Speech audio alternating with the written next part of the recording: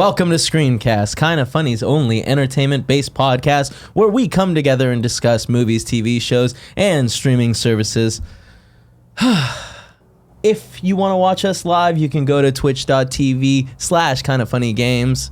If you don't have time for all that, that's fine. You can catch us on YouTube/kindafunny or roosterteeth.com. If you just want to listen to our audio, you can go to all your favorite podcast services or SoundCloud at soundcloud.com/kindafunnyscreencast. Yeah, and go in there and give us a little subscribe, give us the like. Come on, make us feel give us a positive loved. review. Oh my God, that would help a lot. That would help a lot. Give us the 10 out of 10. Give us anything possible. Anything possible, whatever you can. And if you want to give us less than perfect, please just don't do anything. Just walk away. Walk away. If you want to give us money, you can go to patreon.com/kindafunny. Again, if you want to give us a little bit of money, just don't even do it. Give us a lot of money. No, any amount helps. If not, your view is more than enough. Thank you so much for joining us today. I am your host, Kevin Coelho, and to my immediate right, Nick Scarpino, the man with the three-fingered review. Nicholas! What? I'm sorry. It's never going to get old. It's never going to get old. Hey, everyone. What's going on? What's cracking, man? You watch anything good this week? Fuck yeah, I watched Endgame. We're gonna save all the Endgame. Fuck everything else. Fuck everything else. We've got a lot of news to go through. And before we get to anything, I want to say it will be spoiler-free. Fuck no, it won't. Until it will be spoiler-free. I'm gonna fucking until we say that it's spoiler-filled, and then it will be spoiler-filled. No, we'll be nice. We'll be good. I don't want to be like that. Yeah. Also, the rules still stand. Anyone in the Twitch chat that is spoiling stuff, you're getting your ass banned for life. Until we get to spoiler mode. Until we get to spoiler mode. Obviously, come on. They can put 2 and 3 together. You know what I mean? Other It's 5. shows like Games Daily and stuff. Like, don't put that shit. Yeah. Don't go and do that.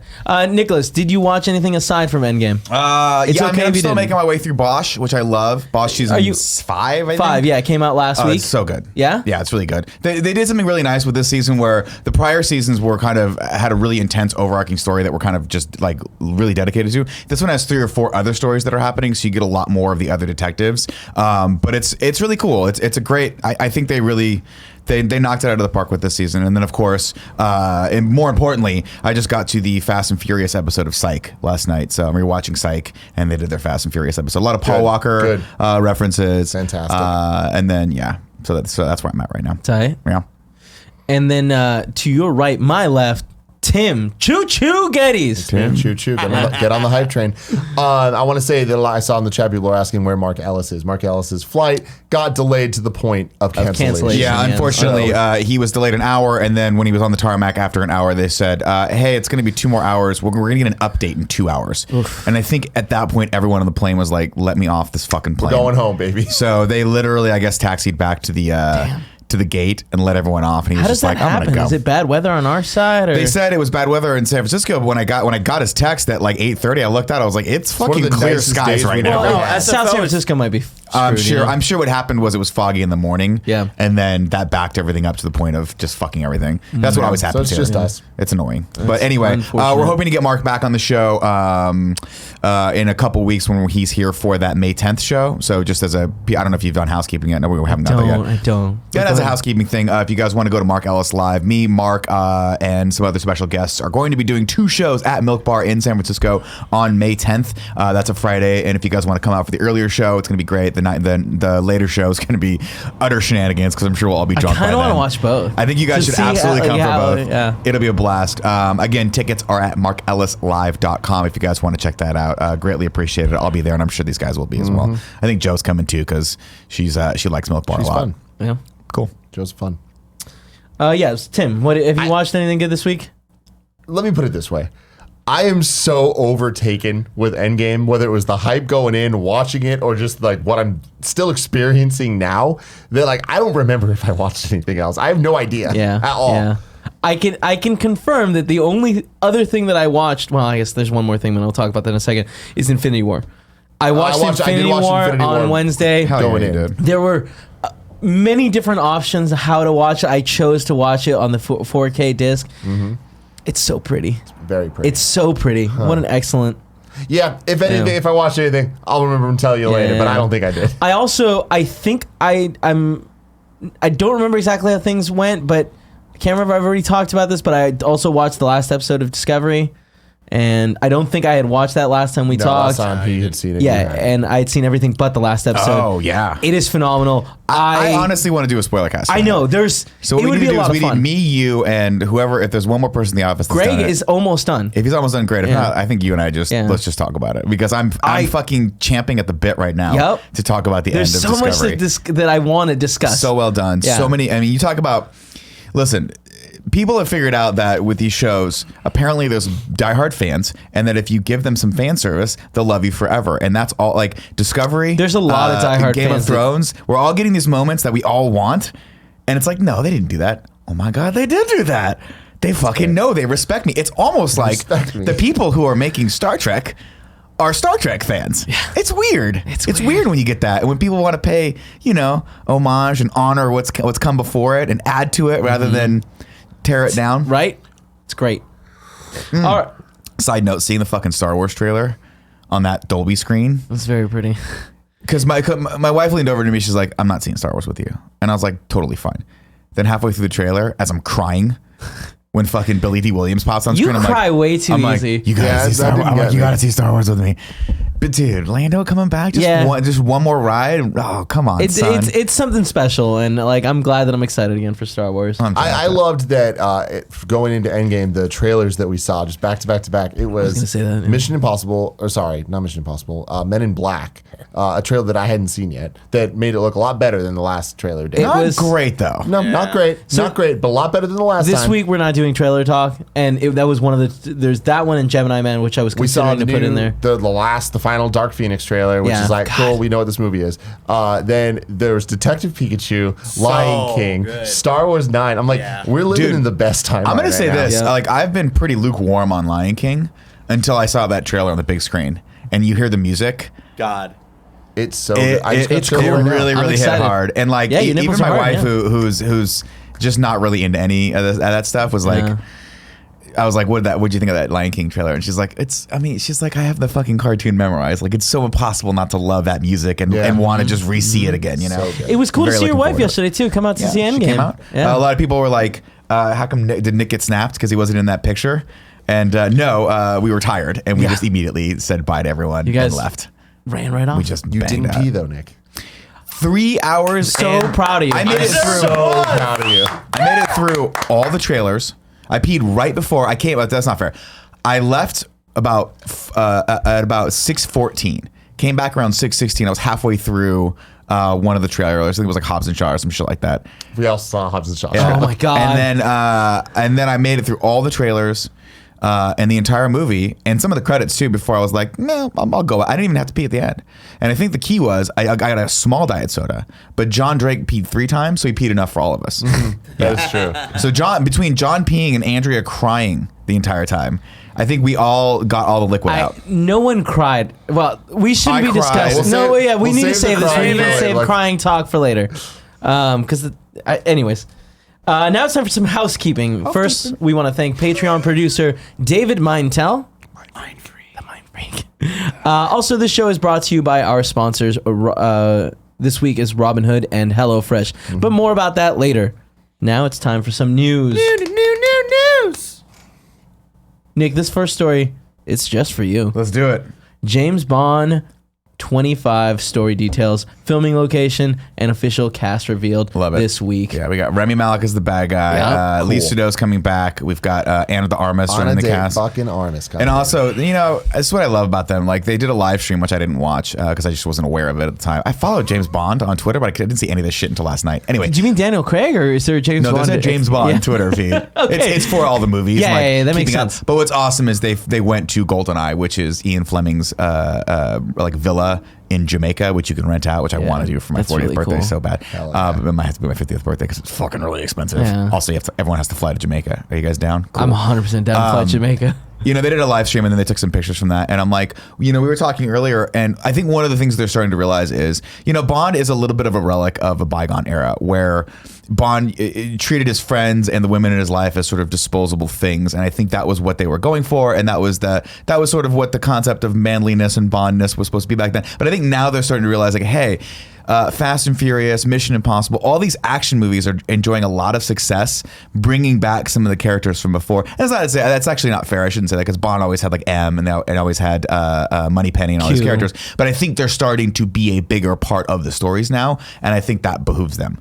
I'm also making all this up, so I think I could be totally wrong. They could all die in the first scene. I love how you started this off, and you landed the plane perfectly. But you started off saying like, I love they did this. They did this live stream. I didn't watch it, and then like immediately when you said that, it gave me a flashback to Zoolander when Owen Wilson's just like. Yeah, you know, he's a really successful musician. He's putting out a lot of music. I don't listen to it, but the fact that he's making it, I respect that. I respect that he's making it. Yeah, I don't know, man. This could not. But dude, let me tell you this. Do less for me. Let me hype you up a little bit, right? Obviously, Rami Malek we love. Bringing Lee Sudo back, I think is cool. I think she did great in the last one when it fucking came out, which I didn't like that much, but she was great in Spectre. Anna de Armas taking it up a notch. Naomi Harris coming back as Moneypenny's great. Ray Fiennes coming back as M, great. But the fact that they got Cary Fukunaga to direct this thing, and he's the guy that did True Detective season 1. This gives me. I'm very interested in this. Yeah, in Bond 25. I think it's going to have a very distinctively different tone. I think it's going to be a lot more intricate and intense. That's my It's problem. going to be way different. Is don't have Daniel Craig. Just have it be some new guy. Then like there's too much. We're now Metal Gear Solid 4. I tripped out when I saw the live stream though because it said I just saw cast revealed and the word GoldenEye, and I was like, are they fucking remaking GoldenEye? Because that would have been amazing. But Yeah, that would have been a bad call though. I don't know. Daniel Craig's the wild card because It's in every other movie situation. He really doesn't. So at least we're going to a good place now. Yeah, he's been very outspoken about not wanting to reprise the role, and then has backtracked on that. Because So they keep giving him more and more money. well, I think he also realized, like, he was looking at the girl with Dragon Tattoo as sort of like movies like that as kind of a way out, and it didn't really work out so well for him. Recently, I went back and watched Layer Cake again, which is such a fucking phenomenal movie. Layer Cake. Yeah, that was the movie that kind of put him on the map. It's a crime movie, a British crime movie. If you haven't seen it, it's on Netflix right now. It's fucking great. It's great cast. It's him. It's not Guy Ritchie. I want to say it's Danny Boyle. That might be. No, it's Matt Vaughn, the guy that did. It's one of Matt Vaughn's first movies. The guy that did X-Men First Class and Kingsman. He made it, and it's very much cool. like a cool, stylized, like heist crime movie set in England. It's very, very good. It was very interesting. I watched what was this? There's a heist movie with Daniel Craig in it as like the explosive expert. You watched Logan Lucky. Logan Lucky. And Which like, I did not like. I liked it a lot. I hated the ending, but that doesn't matter. I just thought it was really interesting to see Daniel Craig as such a different character. He is having fun with that one. Yeah, absolutely, and it was cool. It was very interesting. The movie was very, very watchable. Yeah, I will say that. I know a lot of people like it. I see why people like it. It's just for me tonally, I was like, I don't know. I don't like movies that I can't tell if it's supposed to be a comedy or not. It's a dark comedy. Right? It was. Where it's like, oh, hey, this is funny, but also like, but look also at how if they'd tweaked it just a little bit, it could have been a really intense like crime movie, or it could have been zany. And I was like, I want this to be zany. Like the trailer was zany. Like Daniel Craig is this like Southern hillbilly. I was like, explosives expert. Guy. Should be funny, but every scene just felt like it was lacking energy, and I was like, I don't know what this is supposed to be. Anyway, I see why people like it. It's just not for me. Oh, also I started watching Barry. Finally, I broke down and just started watching it. I was gonna say something else about the. And another big thing that's happening is that IMAX tweeted out a picture of the, what is it called? The sticks. Oh, they're doing clapboard. The clapboard. Yeah, they're doing James Bond in IMAX. There's no Confirmation. I'm sure no confirmation of how much of it is going to be in IMAX. I hope it's all, man. I hope it's all. Yeah. Transition for more movies doing. Well, that. I think the technology is there, and honestly, before it used to be budgetary, it used to be a lot. It used to be a big drain on post, and especially if you had to use the IMAX cameras. But now we've got 65 and 70 millimeter digital cameras from like every major camera vendor does an IMAX format or close to IMAX format, close enough. So I think you could probably do that. It's just it is a lot more data wrangling because you're dealing with is it 6K or 8K? I want to say it's 6K, right? IMAX. I thought it was 8K, but maybe, yeah. No idea. I think know isn't normal it some movies. weird thing. I know a normal 35 print's supposed to be around 4K, right? Ish. I believe so. I don't know. Either way, cool. Listen, I love Bond, but they do have an uphill battle with me. They need to show me something really good because the last couple have just been like, honestly, Spectre I thought was a snooze fest, and I thought they still had a lot of old school relics that I just don't want in there. I don't need Bond. Like I don't need my Bond to be to fuck everything. I just don't need that, and it's creepy now. And in this day and age, it's like we don't need that anymore. And I also want to see more. I do want to see more of the team, and I don't know. It's weird. It's not James Bond to say that, but and I realize that James Bond, the character, is supposed to be this like broken rogue lone wolf, but I feel like is he, or is that just his latest iteration? No, that's always. I mean, that's how he started. Let's just put it that way. Because I feel like Sean Connery wasn't so much. He definitely was. Really? Yeah, he was dark. Sean Connery's Bond was dark. Roger Moore's Bond was when he was like, I'm not gonna do any of that. I'm gonna have like Seiko watches and lasers and shit. And we're gonna go to space and it's gonna be awesome. And no matter what anyone says, he still made all the fun Bond movies, and his are my favorite. I feel like now is the time we needed a new Bond, and I think that this is just now the fifth movie in a franchise that has proven that cannot have consistency in anything, whether it's quality, cast, or fucks given by its star. Yeah, that's all. I mean, and you look back through the eras of Bond, and it's always been hit or miss. You know, it's always been the first couple that every new Bond does was held as some of the better ones because there's a new energy and a new team coming to it. You know, like when Pierce Brosnan picked it up with GoldenEye. GoldenEye is great. You go back and watch that, and it's dated, but it's a cool, fun movie, and I thought he brought a good energy to it. Same with Timothy Dalton. When Timothy Dalton came in with The Living Daylights, that's a good movie. It's fun. He's totally different than Roger Moore, you know.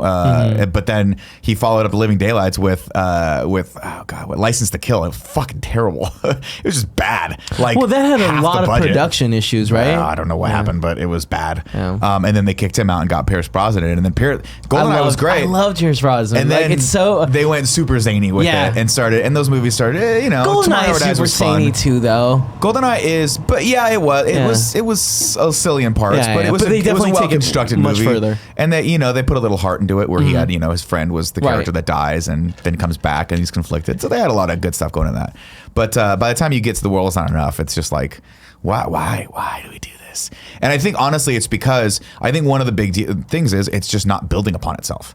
Like, you have such an opportunity now when you're making 7 or 8 or 9 or infinite number of movies to build out a world, and I just don't think they're taking advantage of that yet.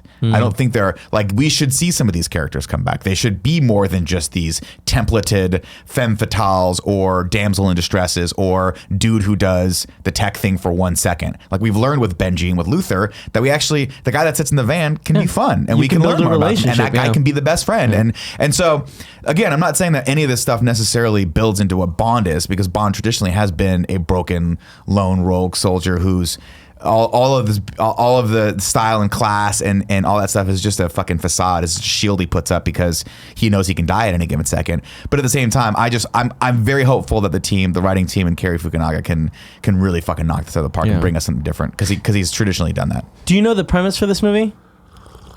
Bond is in retirement in Jamaica, which I didn't realize that's where what's his face originally. Well, yeah. So Ian Fleming wrote all the books at GoldenEye, which is why the movie was named GoldenEye. He never wrote a book called GoldenEye, but they named the movie GoldenEye because that's what his resort was called, or villa rather.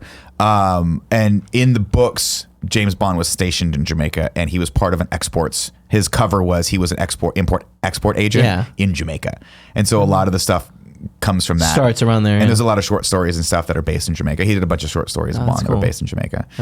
So it's cool. Yeah, absolutely. If it happens in Jamaica, it's going to be fucking awesome.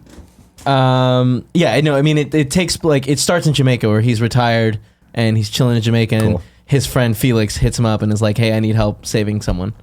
Like, someone's been kidnapped. Yeah. Fantastic. That's perfect. That's awesome. That sounds fun. Yeah, no, it does. Hey, but at the same time, it's got all this baggage with it. True, but the Felix Leiter character and that relationship with Bond has always been something that I felt like could be way explored more. Yeah. Way explored more. And they've hinted at that. I feel like even from Casino Royale, so you meet Felix there, right? Mm-hmm. Yeah. Well, you meet the new Felix there. Yeah. Felix has been in the series for a long time. Right. But I feel like Casino Royale to now is all... We built it a little bit more, it's a little more structured. Yeah, for sure. All right, moving on to our next story. Netflix prices are going up. Excellent. Now, Netflix announced the price hikes in January. An email went out to subscribers as a reminder that the plan is going up by $1 or $2. So just be on the lookout for that. We announced it a while ago that the prices were going up, but it's actually now going into effect. The prices of basic plans will rise from $8 to $9. 11 to 13 and 14 to 16. So just be aware that's going out. Really interesting time.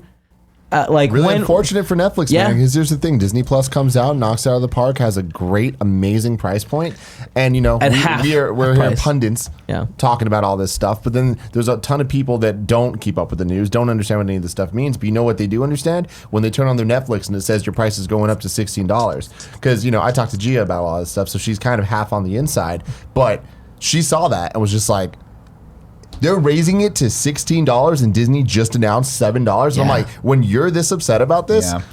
you got to imagine when this thing comes out, like what's that going to do to Netflix when they lose all of the Disney licenses over time? It's not gonna be And they're good. going to have to step their game up and make more original content. Hopefully this is all good for everybody. And I think that it will shake out that way, but Let me put it $16 this is way: a lot of money, man. If Netflix hits $20 a month, I will definitely think about canceling it at that point. Because You it's sound just, very certain there. well, it's one of those things. Like I watch Netflix very casually these days Yeah. because there's just not a ton of stuff that interests. I mean, it comes in waves, obviously. Like I've finished kind of watching all the comedy specials that I want to watch with it, but like that's pricey. That's really pricey. Like, and Absolutely. especially when you're talking about like. Yeah, some of the great shit coming on Disney Plus or Disney. What is it called? Disney Plus, that's Disney Plus. correct, Yeah.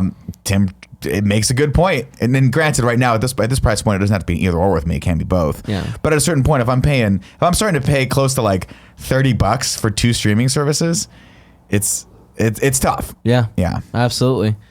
Yeah, it's just interesting that like Netflix's baseline, like the cheapest one is now going to be $9 unless they implement the like $4 mobile one that they were talking about. But as of right now, their cheapest one is $9, and Disney, they only have one option as far as we've been told, and it's the $7 tier one, and then you get like all the quality that you Yeah. want. You don't have to pay that higher for the premium. 4K. Yeah. It's gonna be interesting. Yeah, it really is. Some other Netflix news that came out this week is Netflix Oscar eligibility remains intact as the Academy votes to not change key rule. So earlier That's this good week, news for The Perfect Date. yeah, okay, The Perfect Date has a I chance. feel like there's some shade being thrown now from this side of the table. Not so much from there, but this side of the table, Mr. Captain Dead inside. Hey, I'm the one throwing it out for Oscar eligibility. You know what I mean? Yeah, you're being fucking cheeky about it. Yeah, though. you're being I a will little, shit on you you're being physically. very Jesus cheeky. Christ! You're being very cheeky about it, and I know. How dare you?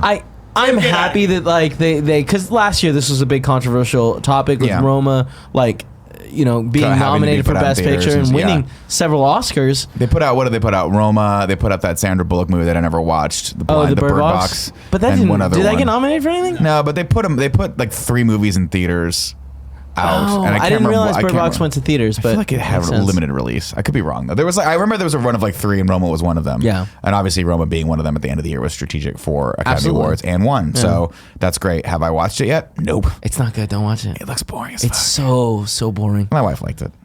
Well, yeah, but like your She- but wife she is likes like it a because she likes- sophisticated woman. Yeah, she likes and Mexico we're City. idiots. Yeah, no, yeah, exactly, exactly. But good for them.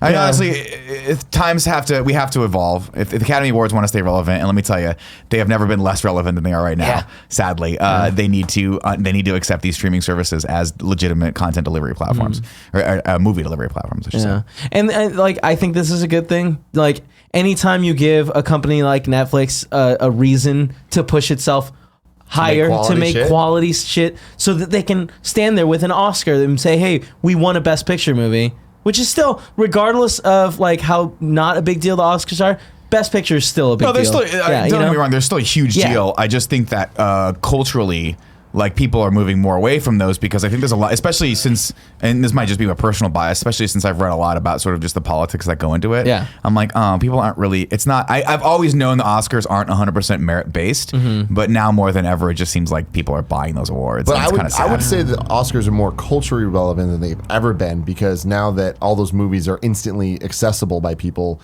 I feel like many more people are like, I'm going to watch them all. You know? Yeah. Yeah, maybe. Yeah, maybe. Which is but I also feel what like I did this year or last year. I also feel like there's a psychological thing where people will go, oh, it's already available on streaming platforms. It's disposable. Like I think to some degree movies are losing their specialness because there's just so many of them now. I feel like that the opposite of that is true, Yeah. where it's like before when it was like, well, it's still in the theaters, and I want to wait to be able to watch it at home, or I don't want to I go. want to wait for it to be free because it's not worth money to me. Yeah. Yeah. I mean, to be fair, that's a lot of Oscar-nominated movies for me because a lot of those movies are smaller films that are good, but I don't necessarily want to sit in the theater and watch. Like, I didn't see The Favorite. I didn't see I didn't see a lot of this. I didn't see Watch Roma, but I don't really want to go to Alamo Drafthouse to catch that weird, odd showing of it. There's like 2 showings a day. Right, and I'm right. like, The weird 4 o'clock and kabuki, 8 yeah. o'clock. But like it was cool. I think at the end of the year, you could have watched like 5 out of the 8 nominated movies. I ended up seeing a couple extra that were in there because a couple of them kind of came to streaming platforms right as the Academy Awards was about to happen. So I think I watched like 2 other ones that I wouldn't have watched. They were otherwise. rentable. Maybe I rented them. Yeah. Because I know I rented several of them, and I can't remember which one I did. Honestly, like my favorite things about the Oscars coming around every year is that like we get a list of like here's 10 really good movies you should watch. Yeah, 7 of which you probably haven't seen. Go and make an effort to watch them, and that's what I did last year. That's what it was. Yeah, I made an effort to watch. I watched BlacKkKlansman and I think one other one beforehand. I really then I ended enjoyed up watching Green BlacKkKlansman. Book on a plane flight, and I was like, I'm kind of glad I didn't pay for that. Yeah. This is good, but It was good. I definitely don't think it deserves to win. yeah. I was shocked that it won Best Picture, right? Yeah. It was. You weren't alone. Yeah. I think a lot of people, myself included, now looking back at that, I'm like, great movie, really well made, great acting, but kind of just kind of skips across the pond of the subject matter a little bit. Doesn't really deep dive. You know what I mean? But either way, Yeah, the character changes very quickly and for very little reason. Which from one? being a dude that's The main throwing character away or Viggo glasses Mortensen? Viggo Mortensen. well, you get the fact that they're supposed to be together for a long time. They're on like Yeah. a 3-month tour or whatever, Right, so but- they influence each other. I thought that was nice. but I feel like we didn't see that. They just kind of told us that that happened. we got a little bit of it. What is that? Tim's pointing at something. Yeah, he's pointing at What is it, Lassie? teen What is it, Lassie? Star Trek animated series coming to Nickelodeon. Teen Star Trek animated series. Hot. It's animated. It's a cartoon. Don't judge me, bro. Jessica Rabbit's You're hot. right. Oh it's my true. God. Jessica Rabbit is very hot. A new original CG animated Star Trek series following a group of lawless teens who discover a derelict Starfleet ship and use it to search for adventure, meaning, and salvation. Is This actually heading sounds cool. Yeah, it does. It sounds really cool. Yeah. It's heading to Nickelodeon. I just feel like, and this is going to be a bold statement. Yeah. But I just feel like I want to live in a time where there's always a Star Trek show on. Me too. I was going to say that. It was way too long that we didn't have a Star Trek show. Yeah, what was the last one before that? Was it Enterprise, Enterprise? yeah. Between Enterprise and Discovery, come on, guys. Way too long. Way Way too too fucking long. long. That's insane. I was in middle school with that when Enterprise was happening. Yeah. And by the way, have you watched Enterprise? I never watched Enterprise. I should know give it a how watch. I know that I would love it. I know how it ends, and like I know a lot of people were upset about that, but I love that idea. I think it's That's awesome. I liked it. Yeah. I liked Enterprise. Yeah. There hasn't been a series a Star Trek series that I haven't liked. The only one I had trouble getting into was Deep Space Nine, which is crazy because everyone says that's the best one. I have heard that as well. I've yet to watch Deep Space Yeah, Nine. but I've seen Voyager, all of Voyager, multiple times. I really like Voyager, Not a very popular one online, which though. is weird though. Yeah. But great. Yeah. You know the concept of Voyager? Voyager's like Gilligan's Island, where the Voyager gets sent like way the fuck out into like the Delta Quadrant. Maybe it's not the Delta Quadrant. I can't. Which one? No, of the it is the quadrants? Delta Quadrant. I was laughing at like the fact that Tim's just sitting there being like, Stop talking about Star Trek. yeah. Anyway, you should get, Why are you Voyager's telling me the great. premise? No, I'm sorry. That's a good No, point. no, I'm no. wasting It's people's time. fine. No, you're not wasting people's time. You're opening the world to kids out there all over. What the fuck did that mean? I'm saying he's You're pushing. opening the world to kids out there. I'm all saying over? he's pushing Star Trek, and I was going to use that to telling go them- back to okay. the story. I'm telling the kids they should watch Star Trek. Yeah. When There's- did you there's become such a another way to fucking take that, old but- monster? Anyways, You're a curmudgeonly old monster. It's very interesting that they're going to do an animated show that like takes place with these little savages. Do we know what time period this is in? Like, No, what? we don't. It Okay. doesn't to say, but I'm very curious. Now, you watched the Star Trek shorts, did you? I did not watch short tracks. Okay. No, not yet. You should watch the short tracks. I probably should. I probably should have watched those before this season because I was really confused in one of the episodes. Me too. Like, Super where the confused. fuck Where did did this this character come from? There was one short trek that takes place 1,000 years. Short Trek. Yeah. Yeah, they're Star Trek shorts. Yeah. Cool. There's So, one like, short trek. 20 minutes? How long are they? 15, I believe. 15? Yeah, somewhere around there. It takes place 1,000 years in some future. They're Cool. very vague I'll watch on them. when it is, but like it kind of seems like Starfleet isn't a thing anymore. It'd be really cool if that's where this show takes place. That could be fun. Where these kids, where they find a derelict starship, like Yeah. the Enterprise, or Yep. not the Enterprise. It wouldn't be Enterprise. It would be. I mean, it could be. Maybe It could the be. 15th iteration of Enterprise, Yeah. whatever it is. That could be cool. yeah, and so that could be really interesting. And also in this story, there was a bunch of other little details that I wanted to talk about. The Yet Untitled series will debut exclusively on Nickelodeon, making the first kid-centric series in the Star Trek franchise, and the second upcoming animated Star Trek series after Star Trek Lower Decks on CBS All Access. Star Trek Lower Decks from Michael McCann, Rick and Morty, will be animated series targeted for mature audiences. I had no idea that we were getting another animated Star Trek show I don't either. that is aimed at mature audiences I didn't know that either. from one of the dudes that is doing Rick and Morty. That's intense. That's very intense. That's going to be interesting. We're getting a lot of Star Trek. It's a little too much Star Trek. Yeah, man. well, now I'm backing it I'm off. not done yet. Let me keep I'm going. backing it off. Meanwhile, an untitled Star Trek series featuring Sir Patrick Stewart reprising his role as Jean-Luc Picard, Yeah. and the Section 21 spin-off with Michelle... Section 21 or 31? 21. That's what this said. I thought it was 31 also. it was Section 31. I just copied and pasted. Michelle Yeoh are also in developments. So that's 4 Star Trek shows on top of Discovery. We're about to have 5 Star Trek shows. Maybe it is Section 20. No, it's Section 31. That's weird. They must Okay, have it is Section 31? Well, yeah, I think it's Section... Okay. Yeah, it's Section 31 because that's the Secret Service or the CIA of Yeah. the Star Trek or NSA. Yeah. So all these projects will be debuting exclusively on CBS All Access, with the exception of this teen Star Trek animated series, which is on Nickelodeon. That's right. I'm really excited. I want more Star Trek. Maybe not this much Star Trek, but it seems like we're fuck going to it. You have don't to be have to able watch to pick and choose stuff. And I'm curious to see what they do with this animated comedy one. Well, the animated show's great. I mean, I'll probably get around to those when and if I get around to them. But I mean, to be honest, this is Nickelodeon shit. I wasn't talking about the Nickelodeon. But Picard is going to be the fucking bees. That's right, Tim. Knees. Do you understand me? I do. Having fucking Patrick Stewart come back and do a Picard show, so cool. So fucking cool. Can't wait. Cannot wait. So ready. This next story is Disney could end up owning all of Hulu. Good. When the Walt Disney Company acquired 21st Century Fox, one of the acquisitions included the company's 30% stake in Hulu. That gave the company 60% stake in Hulu. NBC is thinking about selling their 33% stake. Great. They weren't allowed Consolidate to. the services, man. Like, this is only good news for the users at the end of the day. It's like, Yeah. there's a lot of the like hubbub of like, oh, Disney's a monopoly in this way and that way. It's like, look, they are in so many Yeah, ways. Disney's a monopoly, just like fucking Comcast is a Let that monopoly. benefit you. You know, Comcast owned NBC. Yeah. Like when they bought NBC and it owned the 33% stock of Hulu, Yeah. in their contract, they weren't allowed to do anything with it until 2018. So now that they have that makes control sense. and they're thinking about selling it. Yeah, that was. I mean, I remember when that was consolidating. It was like Vivendi, Universal, all those deals. They always go through those antitrust hearings where people are like, "You're getting real powerful." Yeah, real big. And that's just the way it goes. You know, that's what happens. You make Yeah. good content. You start making some money. You start buying. When are we going to buy Making something? smart moves. When we get successful. yeah. We're still at steps the like away. being bought phase. You know what I mean? yeah. Some company comes in and saves this. Buy us, anyone, please. That's fine. That's fine. Come on, Warner. What's up?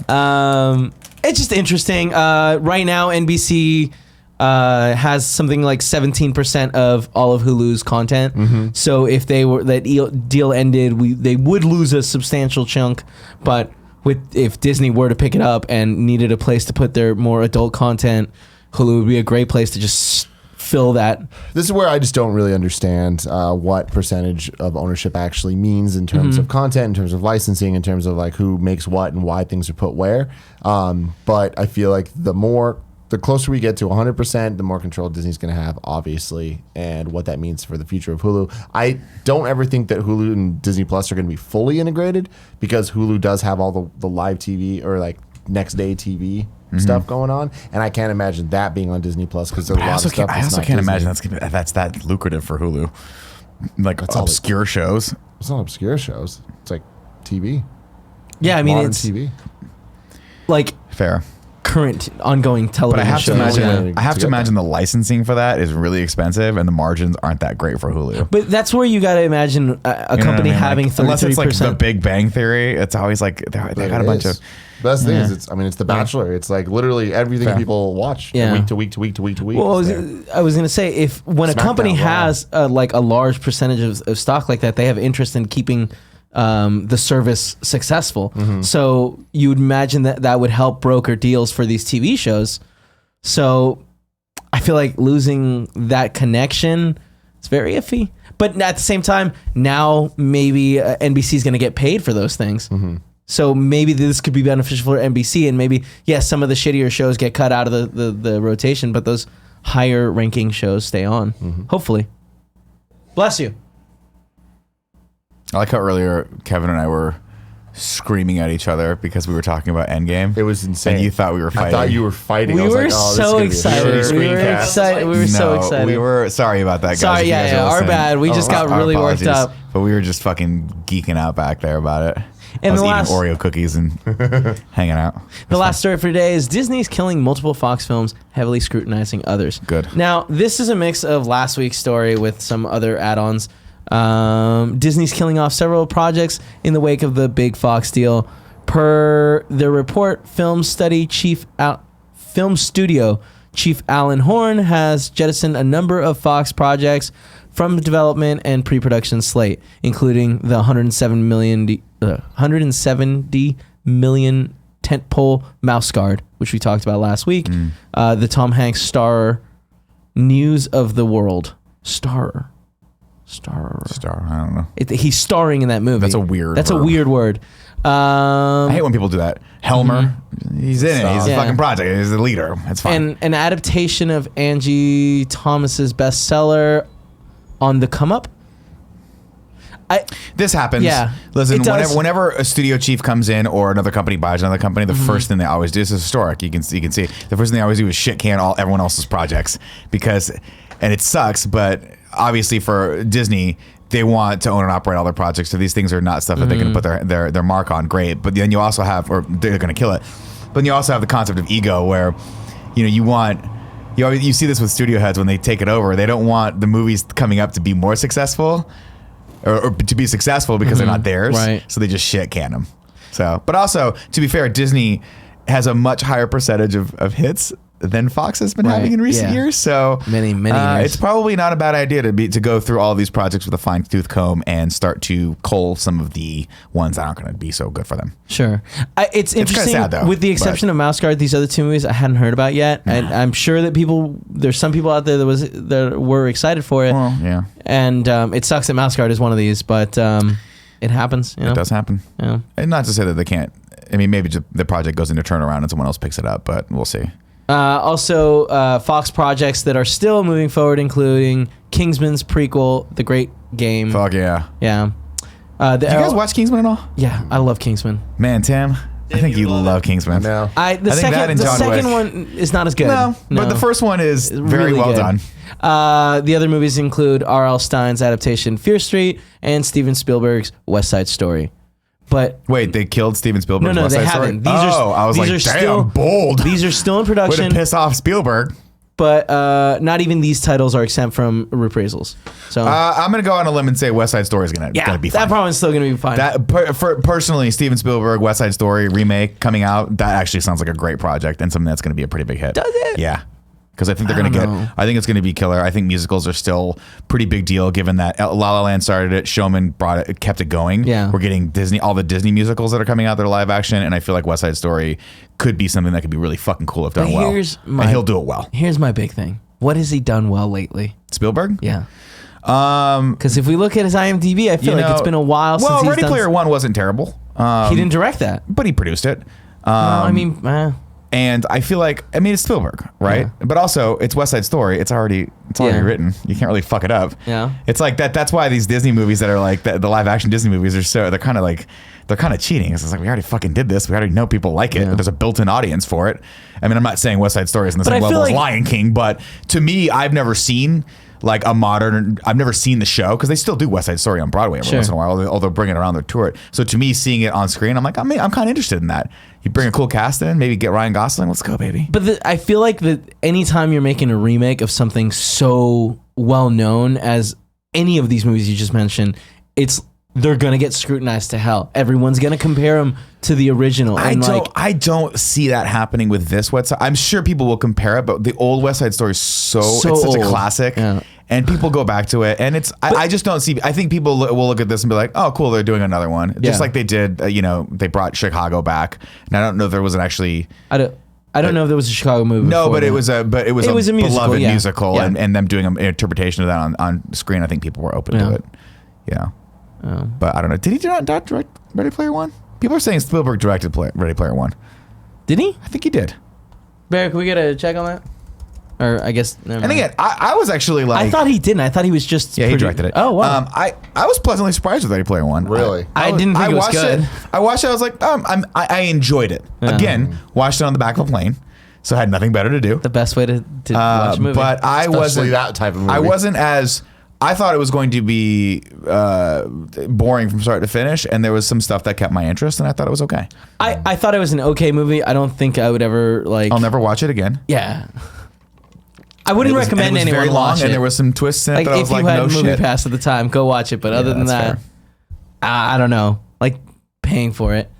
And now it's time for some ads. Add it up.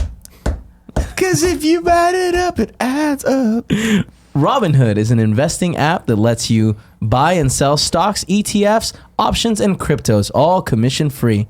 While other brokerages charge up to $10 for every trade, Robinhood doesn't charge any commission fees, so you can trade stocks and keep all of your profits. Plus, there's no account minimum deposit needed to get started, so you can start investing at any level. The simple, intuitive design of Robinhood makes investing easy for newcomers and experts alike. View easy-to-understand charts and market data and place a trade in just 4 taps on your smartphone. You can also view stock collections such as 100 Most Popular. With Robinhood, you can learn how to invest in the market as you build your portfolio, discover new stocks, track your favorite companies, and get custom notifications for price movements so you can never miss the right moment to invest. Robinhood is giving listeners of Kinda Funny Morning Show a free stock like Apple, Ford, or Sprint. To help you build your portfolio, sign up at morningshow.robinhood.com. Our next sponsor today is HelloFresh. HelloFresh is a meal kit delivery service that shops, plans, and delivers step-by-step recipes and pre-measured ingredients so you can just cook, eat, and enjoy. HelloFresh makes conquering the kitchen a reality with deliciously simple recipes. Tim, you recently started using HelloFresh. Yes, Gia's been cooking with it a lot. It's been fantastic. I've been eating it a lot. It seems super simple. I've been helping her do it all. It's like there's a lot of super simple. I love I mean, it is. I'm not the one doing it, but like I'm helping her do it, and it's like I am very impressed. Let me put it this way: I have never cooked in my life. I feel like I could manage this. Like that is impressive. I love that one of the things is all meals come together in 30 minutes max. That's great. And I can definitely attest to that because she'll be cooking and I'll be in the other room playing games, and I always wish I had a little bit longer than I do. Yeah. 30 minutes or less. They get in, they get out, and then they get in my tum-tum. They had some great carne asada tacos that I've been enjoying a lot. A little pork tenderloin. And Ooh. sirloin, carne asada. Oof. It's good. Yeah. Well, for $80 off your first month of HelloFresh, go to hellofresh.com/morning80 and enter code morning80. It's like receiving 8 meals free. Again, for $80 off your first month's order of HelloFresh, go to hellofresh.com/morning80 and enter code morning80. All right. Can we talk about Endgame now? Not yet. Give me 2 seconds. damn it, Kevin. I want to just We're go 43 over. minutes in. I know. We're done. There's stuff out on streaming services. Yeah, Let's talk There's about Endgame. one thing out on streaming service. tell the people. The Hateful Eight extended version just came out. Oh, that's cool. And they've separated in a weird way. Go check it out if you like the Hateful Eight and want to see Was a it on longer Netflix? version of it. Yeah. Okay. Also, movies out this week. Endgame, obviously, but also a movie. One other movie came out called Stupid movie. The White Crow. That's about a young Rudolph Nureyev. I think I nailed that. This top ballet dancer in Russia, like escaping Russia and seeking political asylum. Sounds stressful. It like. Sounds like a I solid watched number the trailer. 2 at the box I office. watched the trailer because I was like, "What movie would have the like Balls. sheer just not thinking straight to go We out went on to this?" a fucking movie theater last night, and as you walked down, I looked at every theater, and every Everything theater said was Endgame, playing yeah. Avengers Endgame. Yeah. Every theater. 3 of them are private screenings, and I'm like, one day. Yeah, One day. One day. So I don't have the guy that sits next to me and coughs the entire time and eats his fucking Chipotle for 4 And with your hours. luck, we'd put one of our friends that would do that. Well, I next don't to mind you. telling our friends to fuck off. Yeah, that's true. Fuck right off. Was that your experience last night? Yeah. Yeah. That ruined the first hour of the movie for me. Really? Yeah. Anyways, I'll this tell the movie, story in The a White second. Crow looks really interesting. And then also for the bronze tier topic for next week, where you can go on patreon.com/kindafunny and support us at $5. You get to submit your responses to my question. This week, I'm looking for some recos. What are you watching on anything? Streaming services, going to the movies? What do you think we should be watching? Let us know. And now it's time for some Endgame talk. No spoilers yet. Spoiler-free Endgame conversation. Let's do this, boys. Keeping it extremely top level. I can't believe they accomplished what they did. Yeah. This movie is, I think, the greatest example of how to close out a saga that we have ever seen, and I also think that we ever will see. Yeah. Like 22 Yeah. movies, it's such a beautiful end, but I think its most impressive achievement is while it closed out the story so far, it left just enough for us to theorize about what the future is going to look like. I'm excited for the future in a way that I wasn't sure I was going to be after this, because this feels like the end all be all. But I think I'm most impressed by the fact that every question that I left with, I feel like is an intentional question they wanted me to be asking. Yeah. And I'm not mad like, well, that sucks and this sucks, whatever. They're questions that I'm like, how are they going to solve this? How are they going to fix this? How are they going to explain that? And I think that they will. What's cool is that I feel like some things now there are theories that we have that are really exciting, and it's like, man, I hope it's this. And I have a feeling that some of our and we'll get into it later, but some of the thing we're thinking is going to be right on the money.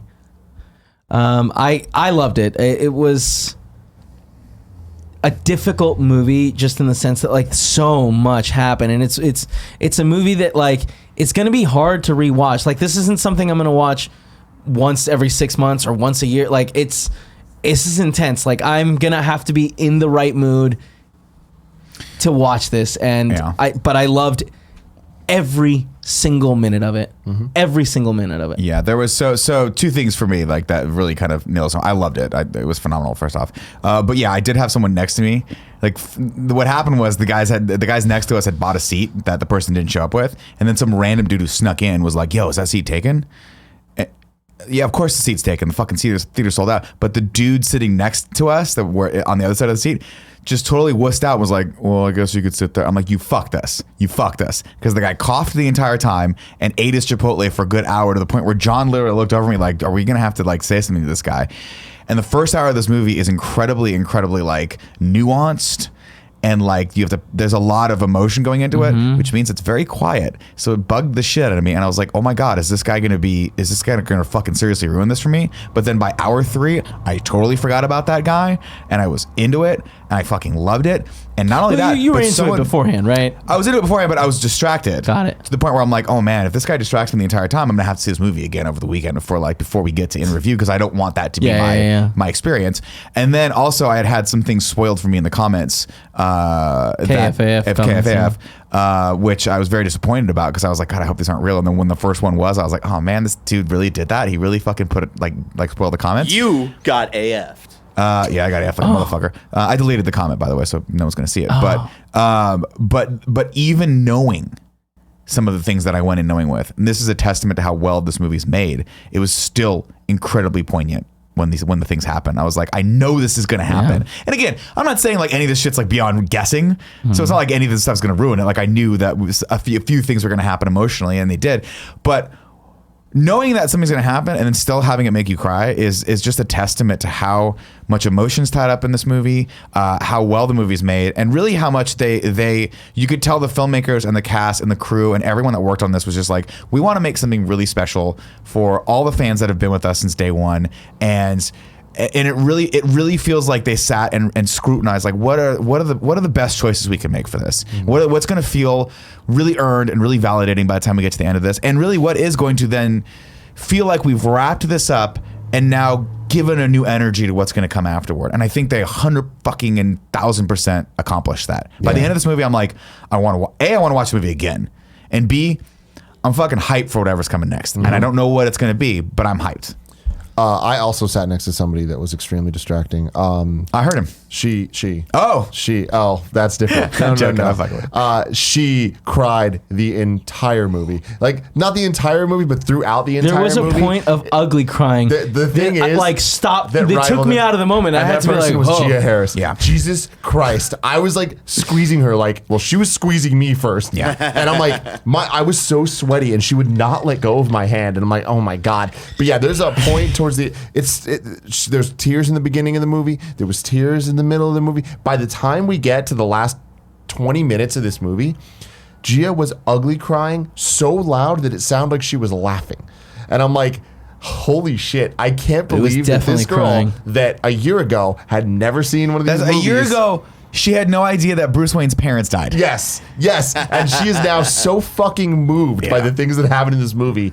I was like, They accomplished something very special. Real quick, I want to say, I said this last night, and I think it's very, very apt, that this movie is, I think, infinitely less rewatchable than Infinity War. I feel like that's the one thing Infinity War has over it, is that from beginning to end, Infinity War just feels like a Infinity War is more action. This really feels like the first half of this movie is last week's Game of Thrones episode. 100%. That is a character piece. It's giving us the conversations we need, a lot of dialogue, a lot of setup, but like not in a bad exposition way, more in a like, there's a lot of rules. We're going to give you those rules. We're going to play by those rules. And every single character that you wanted to see talk to someone else or make reference to someone else or whatever, we're giving you all that. And then the second half is what I imagine this week's Game of Thrones is going to be, which is the payoff to all of that. And I'll be honest, like there was never a moment I was bored, but there was a moment where I was like, I get it. In the first hour, I'm like, I get it. I'm feeling it. And then they give you more of it, and I'm like, still feeling it. And then they give you more of it. I'm like, I want to see someone fucking punch someone, okay? Something needs to happen here. And then it happens. You're like, okay, that's good. I'm not going to say that the movie's not, I mean, to me, it's a 10 out of 10. But I think they could have carved 10 to 15 minutes out of that beginning, and it still could have been as good. Having said that, I loved the emotional ride. I was there for it. But I can understand how people who aren't as big of fans as us might go in and potentially fall asleep that first hour. Like when Josh said he fell asleep, I was like, I get it. There's nothing in that. It's a lot of talking. It's a lot of talking. This is unfortunate for a bunch of people that are going to see it because they're like, oh, this is a big thing. I guess I should go watch this movie, and they don't understand the 20, even the 20, like the 6 key movies that like really you should have watched. Infinity War works and by itself. This does not work. No, not at all. Doesn't matter at all. But I mean, but again, like everything else, you're gonna get more out of it. But like my wife hadn't seen Ant-Man and Wasp, and she's like, "Where the fuck is Ant-Man? Like, what happened to him?" And I'm like, "Did you not tell her?" Oh, I was just like, "He got stuck in the quantum zone." She goes, "That's enough. That's all I need to know." She's like, "That's fine. He was stuck in a thing. That's fine." Yeah. But yeah, I mean, that's why I think a lot of people. It's going to be interesting to hear the debate between Infinity War and this one on next week's MCU in review, because I do feel like there are going to be a lot of people who might put Infinity War a notch higher than this, just because it is such a tighter, more action packed, more same emotions, not as many, but same like heightened emotions that we get, and that feel we get at the end of it is there, but it's in and out in 2.5 hours, and it's just a lot more. It just moves at a better pace. I My argument against that, well, not against it, with what you're saying, like I think there'll be some dissent, is that I do think that Infinity War, I fucking love Infinity War. And I don't know that I'm necessarily putting Endgame above it. Well, I want to watch it again and we'll see. But I think it's going to be interesting. It's going to be really interesting. I think that we've seen movies like Infinity War before with Empire Strikes Back. We've never seen something like Endgame before. No. Endgame succeeded somewhere new. Riffing off the Empire Strikes Back comparison, like, yes, Infinity War is definitely that. And for me, last night experiencing Endgame, it's Return of the Jedi on fucking jacked steroids. It wraps up like stories that you need well, but there's still weird, like, there are still things that happened in Endgame, like Return of the Jedi, where you're like, I don't know if I needed that. Don't know if I needed that. And that's why, like, I loved this movie. I cried, like, fucking throughout it. But I don't, like, I think it might be my top 5, but, like, I'm still, like, in a weird place where, like, I don't know if it's even top 3 for me. Like, I think it's fucking awesome, but, yeah. It's the Return of the Jedi of the series. To me, it's what Return of the Jedi could have been if well, let's put it this way. It's what Return of the Jedi and Rise of Skywalker mashed together, all of those movies. Like, imagine Return of the Jedi if you also counted Force Awakens, Last Jedi, and if that was all one movie, I'm like, that's what this kind of is. But this is what I'm hoping Rise of Skywalker will be, and there's no way it's going to be. No. Just because they've fumbled the rock so many times on the way up to this. I don't know. I think that they know, like, what's at stake. But I think we're just not as invested in it, you know, because they just didn't. Like, last night was like watching your team, and here comes the sports analogy, ladies and gentlemen. Let's go, hunker baby. down. Watching your team go 16-0 into the fucking Super Bowl, and then like the game of their fucking life. Like, imagine if your favorite team were like hard fought battle, won every fucking game. You're like, are they going to do a perfect season? And then it was the best fucking football game you've ever seen in your life, and they win by like 1 point. That's what last night felt like. Where you're like, never going to see this again. History has been, like, I literally felt sitting in that chair. Sirens are on. I was very happy that my wife was with me because I held her hand. I'm like, we're living through history. Absolutely. I legitimately, in a stupid way. It doesn't make any difference in history. Like, it's not a historical event in that, like, we won World War II, but we are living through something that's never been done before, but and this that's is very media important. history. This is like social media history. You know, it's pop culture history pop for sure. Culture, yeah, for sure. I had so Paula works an hour north, and it's very difficult for her to get here at like 6:15. And I had to really like talk her into it because also she's I had a solid 30-minute conversation with my wife where she was like, "You neglected to tell me this film was 3 hours long," and I was like, and she's like, and I'm like, you gotta go. Sorry. Well, I mean, like, I had a very serious conversation, and I had a very similar serious conversation with Cool Greg afterwards, being like, you need to make this happen because someday my kids are gonna come up to you and talk to you. Like, what was that like? Just like I asked my parents, what was it like going through Star Wars? And my dad was like, I don't know, I wasn't really into it. And I was like, That's God damn it, Dad. Really? No, my parents didn't give a fuck about Star Wars. No, but Star Wars was such a key thing for me growing up because my dad told me the stories of being in the theaters, waiting to see Return of the Jedi, waiting for all that. And it's like that is instilled in me from a young age. Now, granted, I was of the age where Star Wars was my thing, which is still why, like, when I was born in 80. So by the time, I think I saw Jedi in theaters. But you were super young. You would have been like That was 83. 3. Yeah, that was 83. I think my parents took me A to Jedi. 3-year-old does not have the power to understand any of that. They still took me. I think they still took me. I remember seeing it on the big screen. That's cool. Then I think my parents took me. But I definitely didn't see the first one on the big screen. I had to go back and watch it on like VHS later. But Star Wars to me was my entire childhood, and that's why when I get very passionate about it, that's the reason, right? Because that it was during my formative years. It's a lot of me. A lot of me is Star Wars. A lot of me is those adventures, watching those over and over again on VHS or on TV when they would play. That's all we had, you know? And so seeing that trailer, I get emotional when I see Lando Calrissian back on the fucking Millennium Falcon because it makes me think of Jedi, and it makes me think of him doing going in and taking out the stars or the Death Star that we fucking see again in this one. And it's like, holy shit, you know, this is important stuff. But sorry to bring it back to Endgame. And I don't know if we're going to go into spoilers or not, but we will in a minute, so keep holding spoiler free. A lot of people are saying this is a great victory lap for Marvel, for all the characters, for everything. I don't know that I'd necessarily put it that way, but what I do think is I think it's a really nice way for them to. I'm trying not to spoil anything. I think it's a really nice way to wrap it up. I think it's perfectly done, and I think what it is I think they looked and said, let's give people what they want. Let's infuse it with as much heart as humanly possible. They still. And this, when everyone says, "Oh, it's a comic book movie," or like, "Are we getting into the discussion of other comic book movies that might be lesser?" This is a perfect example of like the action works. You know why? Because by the time we get to it, we're so fucking caught up in invested in the emotion and these characters and wanting to see them succeed, that when we get the things that we know we're going to get, we're hoping we're going to get, and they finally give it to us, it feels so fucking good and validating and earned. And then you can just, like the last 40 minutes of this movie, I was just like, can we rewind it? Can I just watch that again? And you guys know the part I'm talking about.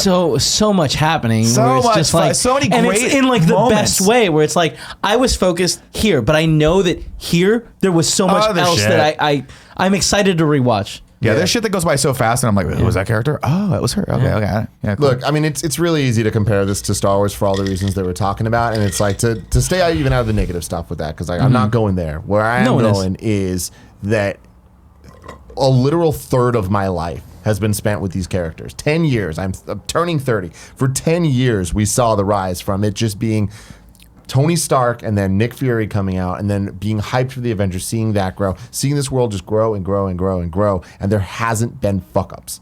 It's like, I've said this last night. There's been a couple small stumbles. But that's the thing, is like, but they even figured the Thor stumbles, out. it's like Dark World is in my opinion the worst of the movies. It's still not a bad movie. It's still it's just compared to. I think it's a bad movie. I don't think it's a bad movie. And I think it's- that there's I think so it's- many great character moments, and like what they do with Loki and all that stuff. It's great. So many great moments in a movie that is not as good as the other ones. You keep going, and if that's the one exception you want to make, sure, add Incredible Hulk, sure, add Thor 1. I actually like Incredible Hulk. Cool, Thor 1's great. not that bad. My point stands. There's so many great movies going into this, and 22.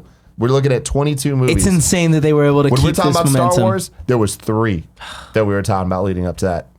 The Return of the Jedi, right? Yeah. They nailed this for 22 movies, and this was the way that this stuck the landing. And that's holy shit. When we're like, oh, we don't live, like, this is never gonna happen again. Like I think that Disney, but yeah, this might never happen again, but Disney will find a way to make a new version of this maybe 10 years from now. Let's hope so. Yeah. And let's hope it's, I mean, I don't think it'll be the same. I think it'll obviously be different.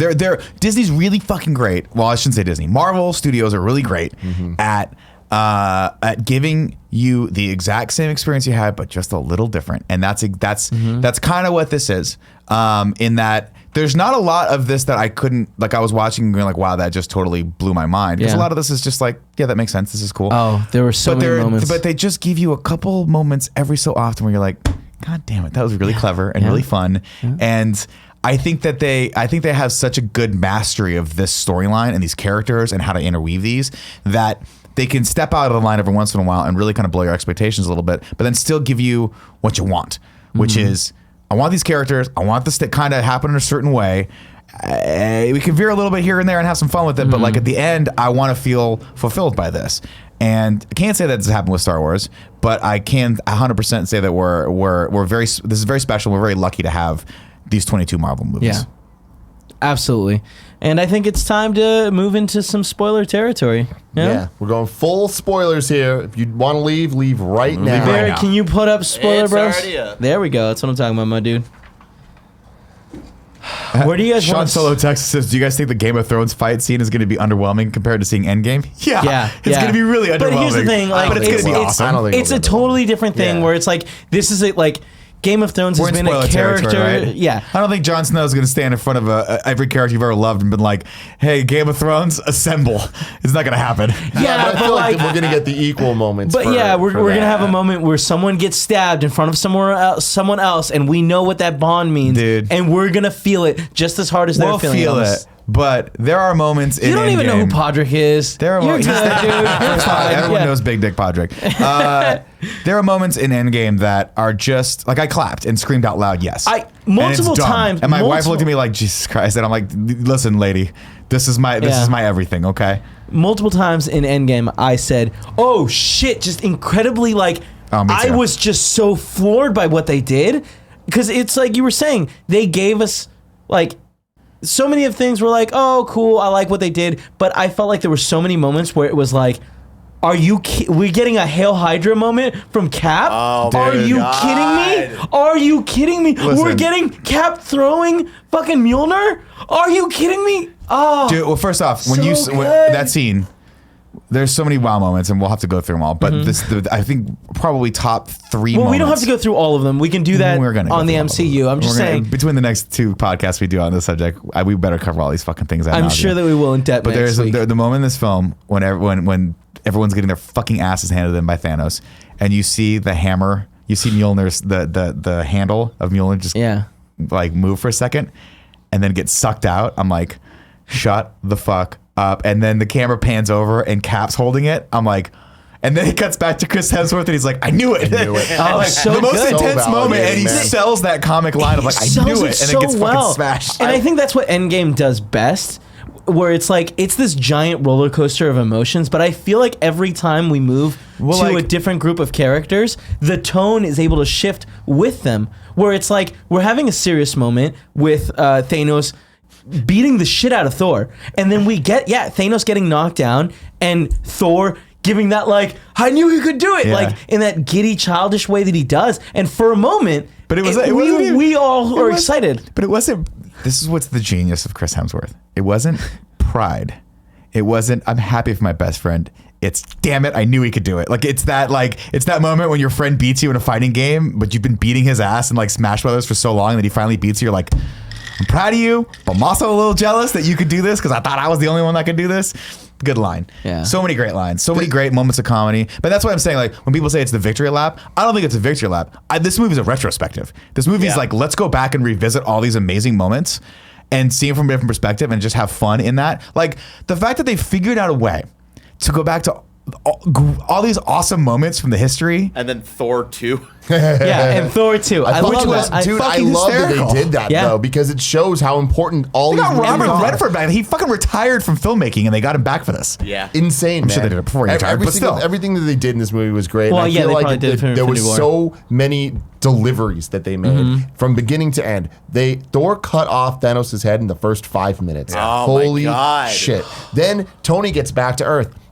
Immediately. Oh, and then Tony and Cap are fucking beefing. Tony's like, fuck you, I'm mad at you. And You should have been there. You should have and been I'm like, on I didn't expect that. Titan, There yeah. was so many things that happened, and we were talking about this last night, but that I'm so happy that we're not the writers of these fucking movies. Yep. They gave us so much more than we could have ever thought of, ever expected. They gave We us could write Fat the Thor. best fan It was fiction great. ever. So good. Fat Thor. The So whole good. time. I thought he was going to like get the lightning and get jacked Yeah, again. yeah. It was just, Fuck that. I He thought was just fat the whole when time. we first saw him, I was like, oh, training montage, they'll Yeah. get rid of it. Yeah. Or later when we see him grab his hammer in his like clothes, I thought, oh, lightning, and he'll turn He'll back get into jacked him. again, yeah. But no, No. he just stays fat. Ends the Into it, man. movie Bearded Thor. like the Big Lebowski, and Yeah. there's just like so many references to the Big Lebowski. They're like, So what's many. up, dude? I love the part where they lean over. They're like, Thor, anything to add? Is he asleep? I was First off, Paul Rudd used like a goddamn scalpel in this movie. Okay, has two of the best moments in the whole film. One where he's like, where Tony's like, that man, that I gotta tell you, that outfit does nothing for your ass, and he's like, how dare you? As far as I'm concerned, that's America's ass. And then that's followed up where he's like, that is America. He looks at his own ass. Yeah, he does. because that we is get America's a Cap ass. v Dude, Cap. we get fight. Cap v Cap, and 2012 Cap says, I could do this all day. And the other one gets like, up, yeah, I I know. All right. We get that, but did you guys see the part where drunk Thor is talking about the ether? And he's like, it's very special. Oh, dark elves. Ooh. And they cut over to Paul Rudd. Everyone's like, oh my Yeah, God. I know, And Paul Paul Rudd's Rudd's like, just like, a giddy oh, child shit, yeah, listening like, to this keep amazing telling story. me.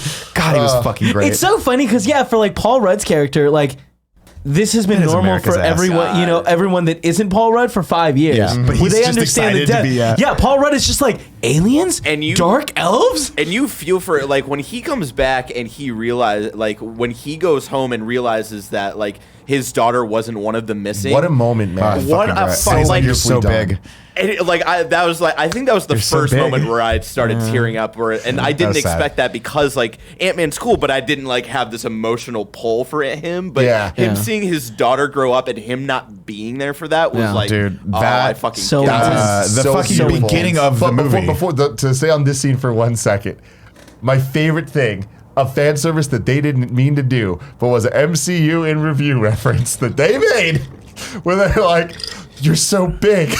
This is the girl. Yep. And I just hear Andy. He looks over at me and just goes,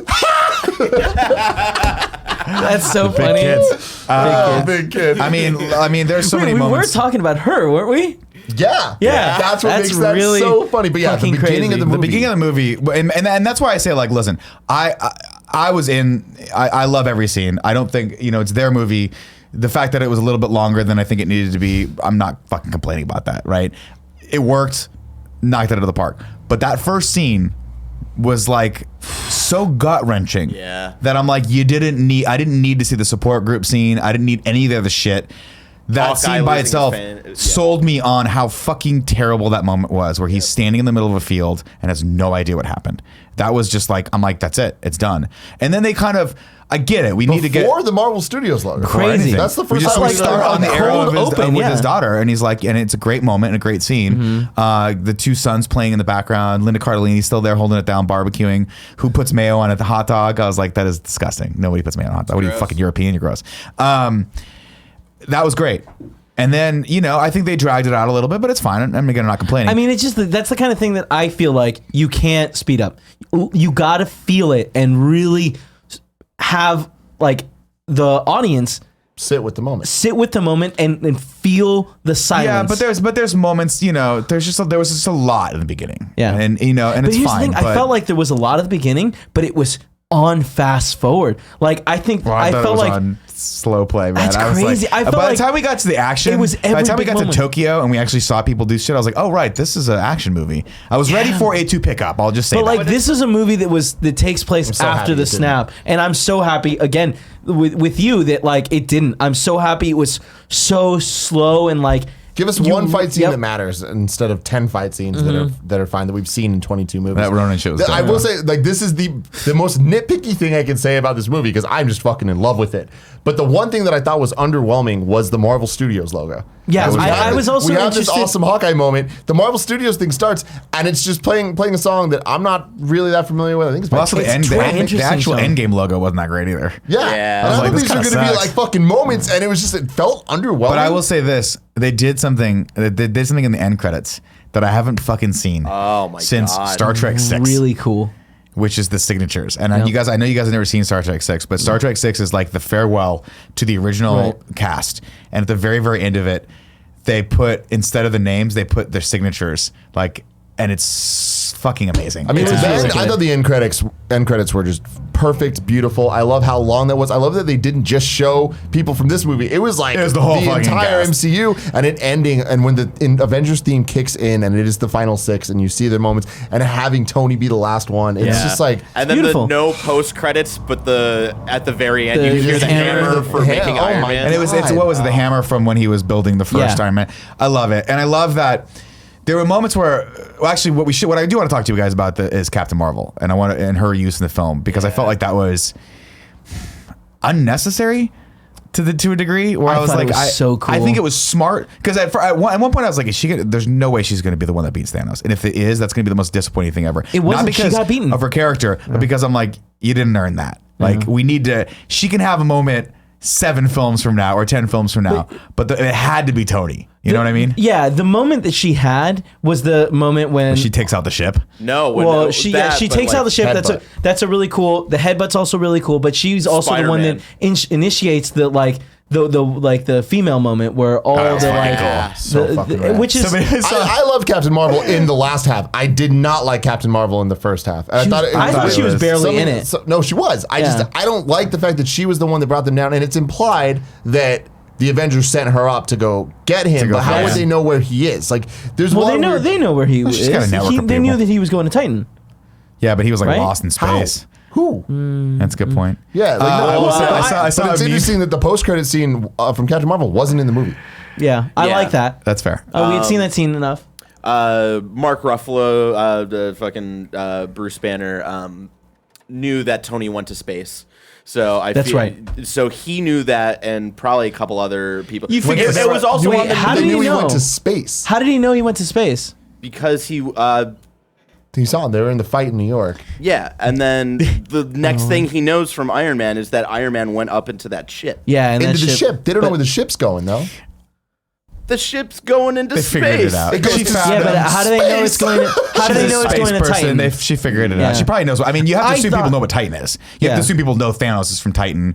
Well, they call him the maybe Mad thought to Titan, so- I want to give a shout out to her haircut, which I really liked. But have you seen all the memes? There was a meme on, that I saw yesterday that was Kate Gosling from John and Kate plus 8. Remember that old show? And how her hair was just like slicked down, Yeah, and yeah. it said, "This is the quote: Go get your manager haircut." Oh, yeah. You're so lame, Nick. I really quick bless want to her. go back to the beginning because one of the things that I was super scared of is that like everyone was like, oh, it's gonna be time travel. They're gonna do some quantum realm shit and travel. Yeah, I remember And when we were even talking. We saw the suits. And we were like, "Are those space suits?" And then I think one of you guys They were look like "It ghosts, looks like yeah. a quantum suit Yeah. that Ghost would wear." Yeah, so we figured they were going to do that. But Great idea, by the way, and great use of that. well, that here's the thing. as a tool. I feel like I going in there, I was like, man, I really don't hope they don't start with like, oh, the time traveling plan. I hope that we get somewhere like they try something else. And I think them going to get Thanos, Him destroying the stones. him destroying the It's so stones, great. him getting killed, and then they cut to black, and we years. see 5 years. later. What's great about It's that? just so good. What's great about that from a writing perspective is it really gives Thanos something to do. So like follow me on this. His motivations as a character, I think, were really, really strong in Infinity War, and I was wondering how are they going to make him a strong character in this without. Like, what's his motivation? He's already won. Him going back, figuring it out, and then realizing the one flaw in his plan, and then coming to that realization as we're discovering it too, where he goes, I fucked up one thing. I should have killed you all and made it so that no one knew I existed, is fucking awesome. But, like, he has that moment where he literally sits down and is like, and you see him thinking through it of like, I got it. And I thought that was cool. And it made him very menacing of like, what's he thinking? What's he fucking doing? Why is he just sitting there? I don't like this. What's he doing? And they even had that conversation where they're like, this is a trap, right? Yeah. I'm okay with it. Let's go. And they go to kick his ass. And they get the fucking shit handed at him. But like, and I feel like they did such a good job at the end with those last 45 minutes or Well, so. I mean, shout out to, I thought Hawkeye, I loved everything that happened with him. I loved they gave him a lot of stuff to do in this movie. I thought that was cool. There's so much to take away. Yeah, like give me a second. Go for it. I feel like the last 40 minutes what we got were like different stages of like fighting Thanos, where we start with just the three of them, and Cap picks up Mjolnir and we see this incredible moment. Fucking great. And then they have the trade off where he's like, you take the small one. yeah. Well, and then more people come from Thanos, and that's where we get more people coming from the other side, and then it keeps adding to it in such a good way. Where if we had started with everyone just there, it wouldn't have been as impactful. No. Earlier in the show, we were talking about Ready Player One, and the coolest man. scene in Ready Player One is this giant battlefield Yeah. scene where Godzilla's there and Gundams are there, and Right. this is there and that's there, and literally everything in the kitchen sink's Yeah. there, The and least nobody earned gives a moment shit. of the entire movie. coolest thing that I can possibly imagine was not cool because I didn't care about any of the characters. They weren't doing any of the things that I wanted those things to be doing. This is the exact opposite of that, where it is all these characters that I'm invested in, that I love, doing the things that I want them to do, and doing the things that I didn't even know I wanted them to do. Dude, there's a moment before that scene starts where it's literally Cap on his knees, the entire fucking Thanos army coming out of the ship, down, and Cap is beaten. He's done. He has shield nothing is left. broken Shield in is half. snapped in half. And what does he do? Bloody as fuck, dirty, stands up, looks at him, and tightens the motherfucker. So good. Doesn't say anything. Giant just gash tightens on it. his, Yeah, just like, fucked up. Like yep. if I'm going out, I'm taking at least 10 of these motherfuckers with me. And then you hear on your left, Cap. Oh, God. So good. We have Done. fantasized Fucking and done. theorized how they're going to come back. The only thing I wanted was I wanted there to be a moment, and this is selfish for me, where you saw Thanos running at him and a web hit him before I saw anything else. I wanted Spider-Man to come back before anyone else, but that's just me selfishly. I love the character dynamics they built where at the end of this all, it wasn't about Tony and Steve. It was about Tony and Rhodey and Peter Parker and Pepper. And then we have Cap and Sam and Bucky. It's like, yes, these are the relationships. Great these are moments. the friendships. Yeah, we deal with the rest of it. That's what this whole movie was Falcon about. coming in and stabbing people with his wings. Fucking so, they made Spider-Man? Falcon cool. dude, Spider-Man kill mode. instant kill mode, and we get to see those He's fucking. like, I got this. arms. I got this. I got this. going. I don't got this. God bless Tom Holland. Man. And, So you know, good. and that's great, right? Obviously, like Tony has that great moment at the beginning where he sits and he realizes what he has. He has this amazing child and wife, and they have that great scene that fucking gutted me, where he's like, she goes, "I love you." He's like, "How much you love me?" "I love you 3,000." And then he walks over to Pepper. He's like, "Just so you know, she loves me 3,000." So, you know. And then that they Tony have- having a kid, man. but they have the moment where he's like, Beautiful shit. I figured it out. And that's a great scene too, Yeah, where he's I like, he can- sits I down, can he's just like, shelve it. because I you can- see the full weight of what's about to happen in his brain. And then he has a conversation with her. It was like, I can shelve it. And she has that great line where she's like, you know, the only thing I've wouldn't been get any rest. unsuccessful is stopping you from doing stuff. Dude, You know, her final lines to him. Tony, You can we're gonna be rest okay. now. You can rest Damn, now. I didn't put that together till right now, because like she has that line where, or he has the line where he says like, I can just put it in a box, throw the box in the lake, go upstairs, and get in bed. And she's like, but you wouldn't rest. Yeah. And then that final You line. can rest now. It's crazy. We're gonna be right okay. now. I'm feeling the feels, dude. yeah. So I mean, all that, like all the moments, but the best moment, obviously, like you see all of them coming through the fucking rifts, the sorcerer rifts. You see all of Wakanda coming. You see everyone assembling, and we get the line where he just looks and he's like, "Avengers assemble," and then it's fucking pandemonium for the next 40 all-out minutes. war. It was Just war. It was better than I could have ever imagined, and I've thought about this moment countless times. But the way that they did the shot, they play the Avengers theme about 4 times back to back. Yep. Yeah. That's how long it takes to get through everyone. Everyone's lining up perfectly. The camera just goes. The pause between Avengers and Assemble, It's so long. in that, I started crying. Yeah. Like, Yeah. legitimately. Because you knew he was gonna say it, right? The last 45 minutes of the movie, like, I was smiling. Like, my mouth, I don't think, ever closed. Because I was just so... no, sorry, not even 45 minutes. The moment the time travel started. Yeah. From then till the end. So I much was of just it. like... you mean the time heist? Like Time the heist. time heist. Where it's But like, I was so are we into doing a it. time heist? But the Avengers Assembly, like, I literally just lost it. And I was Dude. just like, I was just crying out of just emotion that I'm like, That's I a- can't deal with this right fucking That's now. a great moment. The moment where he has to give his dad advice on how to be a my father. God. Oh, That was awesome. that was my least favorite It moment didn't of all. loved of it. it. I feel like 'Cause I just some of the thought writing there was a little wonky. it was I thought it was wonky. great. Like that was way too much of a like deep conversation for some dude to have with a random stranger. Well, that's why it was so But, like, awkward, because he yeah, hugged him. And the then he's hug like, at the end "Thank you was for everything funny. you've done for America." The hug at the end was funny. Also, them being like that Jarvis, dude we with saw the hippie. Jarvis. Yeah, that was really I cool. don't think the conversation was that bad I thought it was because great. he was looking for like advice from someone who was a parent. So I don't think it was that. Yeah, too no, out of- I mean, I get it. I just thought that was all. Why was he looking for advice from someone who was a Exactly. parent, though? That's that weird. was my thing. Like, why is he in this elevator? Like, it was just one of 'cause those. he was What a bonding with the happy guy. coincidence that like And he again, was there. it's when, a little weird that he saw Peggy out, or Peggy, right? Peggy Carter. No, that was we got a lot of that. awesome. Yeah. but That was awesome. That I was thought awesome. about it. I love that. I thought about it, and I was like, well, yeah, they would have been on the base together, and they would have Yeah. been in these key places that where the Tesseract was held because they were the two main stakeholders. You know, they're the ones that basically formed Shield, right? And at this point, you have Right. to assume Shield was still going because it's the 70s. Yeah, And well, it was Jarvis. pre-Shield. It was Which is Jarvis. awesome. Yeah. From Agent That- Carter. yeah. The show. That's was cool. fucking Yeah, they were dope. saying in the The chat. actor. Someone was saying in chat, the Jarvis? first TV Which show is like, character to make it to a movie, which is cool. Weird choice to make this late in the game, but fine. it was fun. No, that shit was for people like me and Alyssa who love Agent Carter, and like we got our little moment of like, holy shit, it's him. Yeah, I don't Yeah, like Does he that, have though. Paul Bettany's voice? No. No. But he's But British. he did Close when enough. he spoke in the close enough. which I fucking loved. Tyro Platter in the chat was saying it's normal for parents to do that shit because parents bond. I mean, Sure. that's Yeah, what it yeah, felt like yeah. to me. I- It was I like, understand. I'm worried you're a dad. Let's bond over this for a But it moment. just a great coincidence that he teleported right back to the time where he was in his mom like. Well, it when was his the mom only time. pregnant. Yeah, it was the time they figured out they could get Yeah. both those things there. Well, it's fine. Yeah. But I mean, I love that. I love the New York scene. I love that the heist goes wrong. And just for the love of God, the Hulk screaming too many stairs. Fucking, Oh, I was my like, God. how are they getting me with everything that's supposed to be funny? I'm laughing at. Yeah. There's too many stairs. It's ridiculous, right?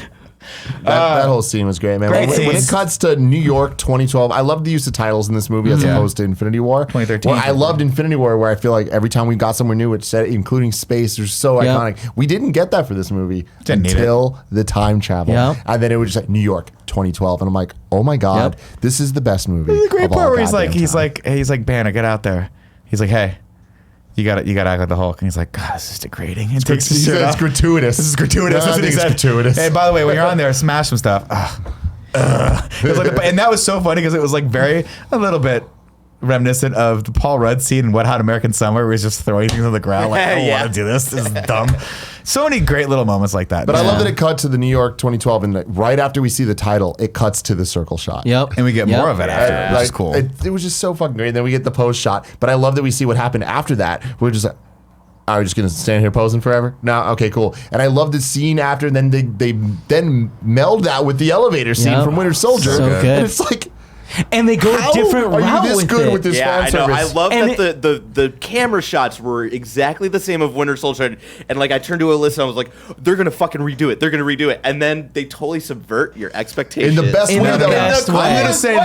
this. I'm gonna say this. They exceeded my expectations on that Yeah. scene. My expectation was that he was gonna fuck those guys up, but instead they found a clever way to do it. And again, they gave me what I wanted. I thought he Hail was Hydra gonna. might have been the biggest pop of the night. That was in the theater where people were just unbelievable. losing their shit. He's like, trust me, don't worry about it. Hail Hydra. And then walks I out feel like the laughing at Mjolnir them. being thrown was the biggest pop. those two. Yeah. Like, Cap there's had certain the best moments, man. Yeah, Cap had all the great moments. Cap had the best moments. I mean, Tony also had Iron magnificent, Man. beautiful. Yeah. But not His even that. final words are, I am Iron Man. Which, by the way, if you point to it, and I love the homage there, it's obviously everyone gets it, but those are the words that really started this whole fucking thing. That last moment of Iron Man where he's like, oh, I am Iron Man. Like, and that's it. That set the tone for the entire MCU. That's that one line is what that was the nail in the coffin that was like, let's fucking go. We're ready for this whole thing. Nail in the coffin is definitely not what I wanted as But far as like it does the job. Yeah. It's what got it going, and I love that. And I feel like his snap, fuck, that was so good.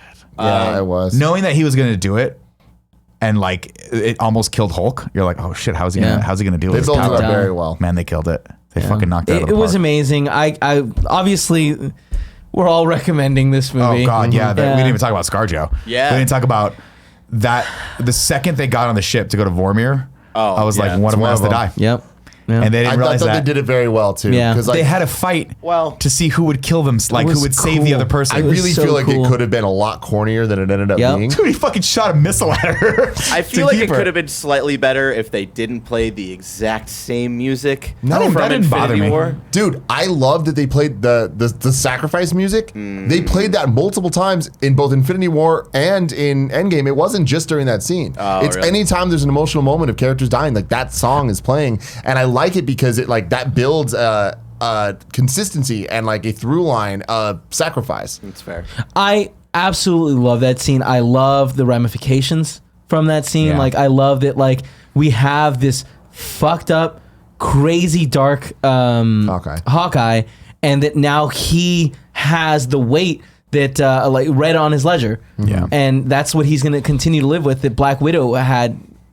But I hated that like when they cut down, she looks like she's in the same pose. I liked that. See, I thought that was. I was like, I thought it was a nice touch because I think that was obviously it was supposed to mirror the whole thing was supposed to Gamora, mirror right. the Gamora dying, and I actually liked that. I liked that they put those things in there because it's like it has a lot to do with the inevitability of what that stone means and how they get it and all that stuff. I just thought it was cool, and I like him waking up in the same thing of like this is what you got to go through if you want this stone. I thought it was very well done.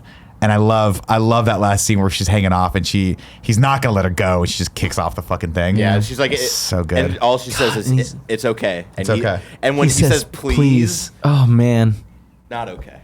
I mean, Obviously. dude, we were tearing up over Black Widow and Hawkeye. I Like, know. Think about that. It's Let's insane. see. Shit, I lost it. Someone in the chat was saying RDJ. Oh yeah, homeboy in the chat said RDJ in the credits got a huge pop. Got a huge pop in our theater also. Yeah. When they finally when he was the last big credit with the signature, I was like, oh, he's done. That's it. Dude, but We're also never gonna get him again as Iron Man. Iron Man's death was beautiful. But like So good. I fucking love Captain going out the way Oh he my did. god. Like Well, and damn. yeah, I what a mean- great like are there questions? Absolutely. Well, I mean, think they'll look. answer them. Yeah. A month from now, all of us are when the hype settled down and the emotions are gone. A lot of people are like, they fucked a lot of shit up in the past. No, not that's if not he how that didn't do works. anything. No. As long as he doesn't do anything and he just lives like a normal person, There's just another time. there might have always Do you been think- two Steve Do you Rogers. think he popped out a couple super babies with Peggy? Oh, I'm sure that he did. There's and a couple I'm 50-year-old sure Captain Americas walking around. not 50. I imagine like because there should be some slower aging when it comes to him. You would imagine so. Yeah, but we'll see. We'll see. I love I'm that. so excited for the future. I thought it was an interesting decision to pass the mantle to Falcon and not Bucky. Yeah, I liked it though. No, I liked that. I liked it, but I was like, that doesn't make logistical sense because Bucky's a super soldier and Falcon is just a dude that has wings. But cool. But that's what it's like in the comics. They'll figure out some way as to make that well. cool. Yeah. Where in the comics, Falcon was given the title of Captain America. well, they both were. Yeah, that's true. I think that Bucky Falcon is belongs just in the Wakanda at this point. It's like get him over there, and I think having Falcon in America representing America. Yeah, but I think that's not exactly what's going to happen. Like, we do have the Falcon and Winter Soldier show, and yesterday you made an excellent point where you're like, it's not called the Captain America and Winter Soldier show. I have a feeling this movie sets up the Disney Plus shows so beautifully. I imagine now we're going to get Loki with the Tesseract in 2012, in a different- 2012 Loki doing all that different stuff. reality. And I imagine that by the end of it, he'll figure out some way to bring it back to the point so that shit's reset. Yeah. He redeems himself. Yeah. Then we get the Scarlet Witch Vision stuff, which I imagine is going to be based on the Vision comic that was amazing. But the opposite, where it's Scarlet Witch bringing Scarlet him Witch, back, yeah. and it's all fucked up and dark. And then the most important one is Falcon and Bucky, where you got to imagine it starts as Falcon and Bucky, but by the end of that show, it's Captain America and Bucky, where he like finally believes in himself and he's like, "Fuck it, I am Captain America." dude, can you imagine seeing him in like the Falcon suit, but with Captain America colors? Yeah, dude. That's going to be something Man, amazing. Let's quickly touch on some of the end scenes. Yes. One of which I thought was fucking.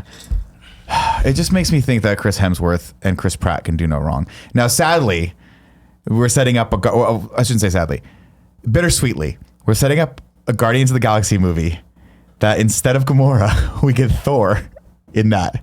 Well, Gamora. The funny thing that I thought about last night is like, so Gamora now is gonna be, assuming that she survived the snap at the end, which they didn't really get into. I don't super sure she believe that. did. I don't think that she did. She 100%. I think that she did. Why wouldn't Yeah. she have stayed with I don't future feel Nebula? like I don't feel like they would Or have present pointed, time I Nebula. don't feel like they would have pointed out that he was searching for her if they Exactly. don't have plans for her in the future. I think there's going to be some shenanigans. She's where 100% in this. She 100% lived. I think there's some shenanigans where they're going to try to get her out of the Soul Stone, and I think that's how they No, bring back that's- Black No, Widow I someday. think they did this perfectly because I think that they set up that they had that moment where she kicks him in the balls twice and he's like, the first one missed, the second one got both of them, and then they have that So great good. line where she's like, this guy, and Nebula goes, well, it was either him or a tree. Yeah. so good. And so she must have said, hey, you had this amazing family. Yeah. You fell in love with this guy. And so she's got that rattling around her head, but she's a different Gamora. Gamora And is so Letty. we're going to get that scene. We're going to get that relationship with the next Guardians. But there's a lot of questions, though. I feel like this is one of the few things that doesn't make sense with the information we have. Because What? when Tony snaps, why wouldn't Gamora have disappeared? The argument would be, it's like, oh, maybe only Thanos and his army disappeared, but she turned good, Well, so she first didn't off, disappear. did he know But then Gamora- where would she go if she's just stuck on Earth? if she was stuck on Earth, it would She's a make green sense woman. that she's staying with Nebula, like our current Nebula, because like that's It's also possible the she was on only the ship person and we she just didn't knows. see her. She was Then on why would they Milano. be searching for her then? No, yeah, Were they he wouldn't be. searching for her? Yeah, he was That's at what the end. sounds He was strange. searching. yeah. Again, I I don't mean, think they they might would just have over what they're said. like. Oh doing. yeah, good point. I mean, again, we have a reality on Earth now where ships come and go. We have Captain Marvel. We have much more, a lot more traffic coming here. So presumably she just got on another ship and left. That'd be my guess. And I think Guardians is going to be the B story is going to be him trying to win her back. I just- fall in That love is with the her. A story. Yeah, I think it's the A story Right. too. Of may Well, whatever. I think it's one of the main storylines. I think he's gonna in it. have. It is gonna be hidden. But dude- so it is the what moves the movie forward, but no one knows until later that he's trying to figure where she is. Yeah. I don't think that the past version survived though. No, I think she 100% survived. You have to figure with Tony. Like first off, Tony didn't know. Like, did he even know Gamora at No, all? yeah, I know, Had that's he what I'm even saying. seen her? So you have to assume what he thought that went through his head was Is kill everyone- everyone that's on Thanos' side right now, And and she she wasn't on wasn't. Thanos' side, so she's good. That's the thing. I don't think we'll ever know what he thought of when But he snapped. you assume that Tony's smart enough to figure out like what's the right thing to snap. Yeah, And but he killed all of Thanos, all of people, anyone that was. I would have been like anyone loyal to Thanos, gone right now. Truly loyal to Thanos, gone. And she wasn't. I would have She'd thought already flipped. everyone go back to their correct time.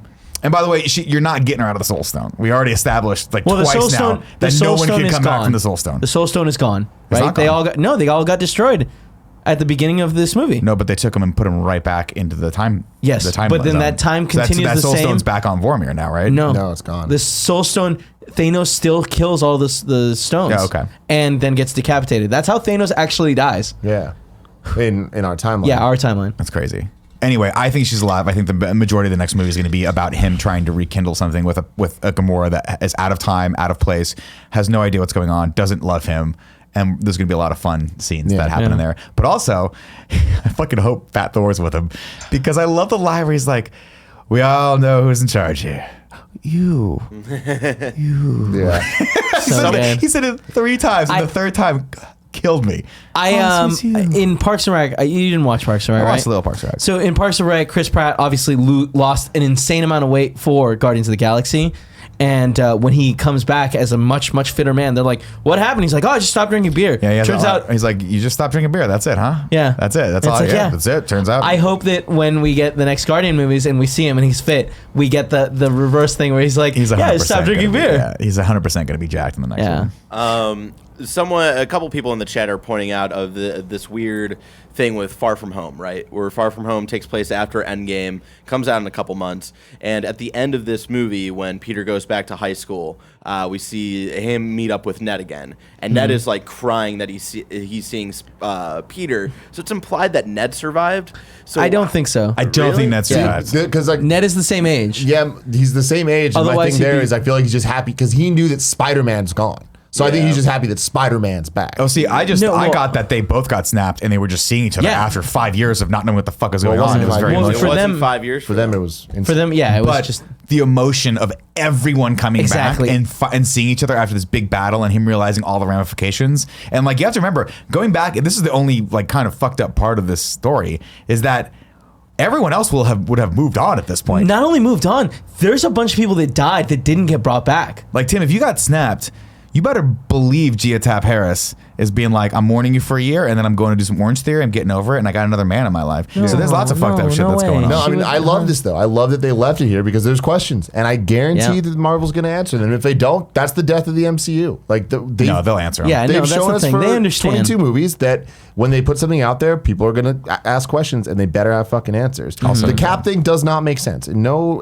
any way that you put it right now, it doesn't line up. They got to figure out a way. It literally, like, the rules that they set up at the end of the first act going into the second act with the time heist, what he does breaks all of those rules, and it doesn't make sense. But But it why? was still like an It- emotional payoff because it goes into the rules of the thing that they say in the beginning of the movie or the beginning of the time heist is like the rules of Back to the Future and all that stuff don't apply here. And then the fact that he was able to go back in time and still live out his life and then stay in their timeline goes back to the Back to the Future rules and not the rules that they set up of like all of these weird. The past can affect the future. Like Yes. that, they've set that up. And the reason that this doesn't make sense. If you're using the Infinity Stones, because we see the distinction of like, hey, like if you use the Infinity Stones, they change timelines. Using an Infinity Stone in the past will create a new stream. No, it wasn't That's using why- it. It No, was it's taking. not. It was. It's She taking said it. taking the Infinity Stone out creates an alternate timeline that can fuck everything up. That's why he had to. You have to assume that Captain America's job was to live from 1945, right? What wasn't his job? His job was to live with those stones, and every time that someone discovered the stone, he had to put it right back into where it was in the timeline of when they took it. No, No. His He was job to traveling go to through each- time, the yeah. same time they stole from and put him back at that exact moment. Oh, okay. Yeah. I thought his plan was I'm going to live, and then No. every point where they went and took him, I'm going to sneak back in and put him right back in. The only thing that would make sense, and it actually doesn't, but hear me out for a second, is he does all that. He uses the different, he got all the PIM particles, right? He got like the 4 or whatever. He takes them back in the same places we saw in 1970s, the 2012, 2014, goes to all those places, puts them back where they want to go. And instead of coming to our timeline, he goes back to like the past, which then splits off into a new timeline where he's with Peggy, right? And grows up and like they have their life together. And then once she dies or whatever happens, he uses the last one to jump back and be here to meet them. He knows where he's meeting them.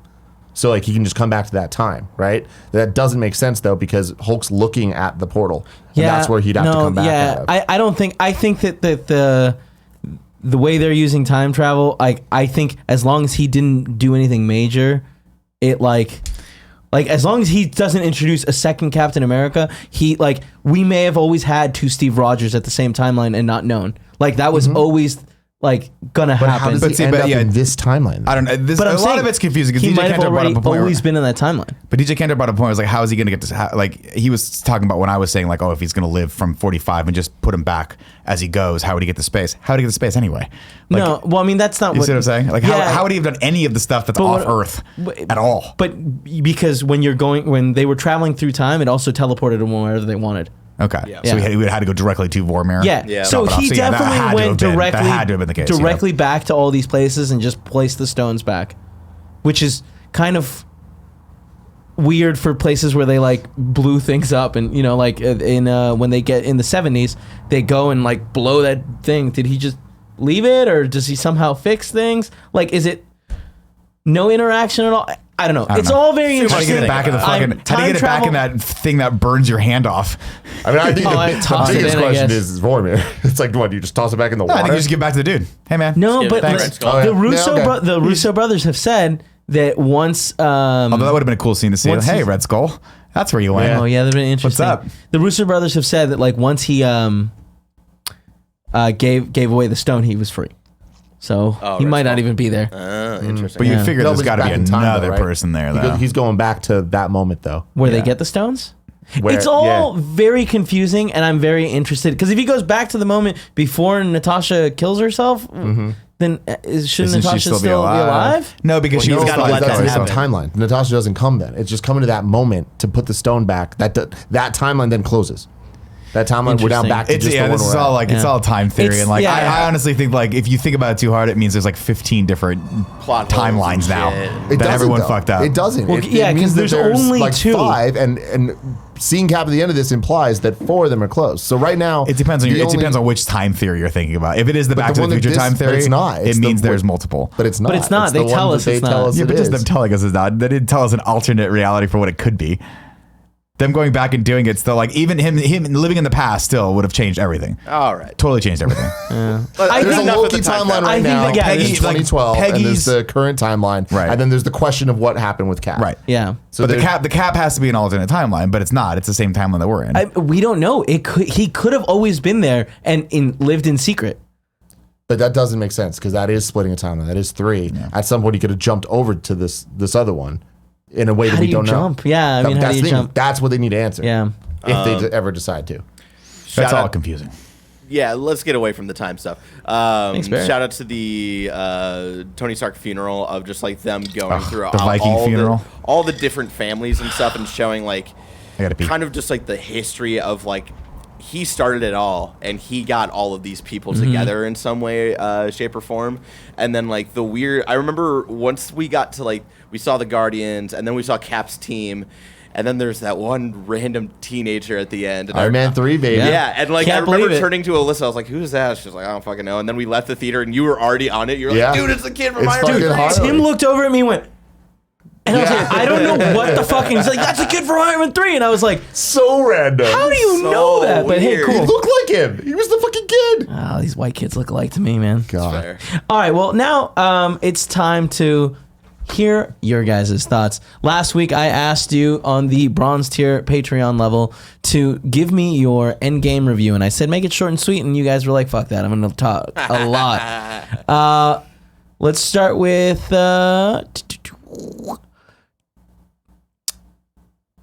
Tommy Newton. Hey, Big Kev. First time writing in the Screencast. Well, thank you for that.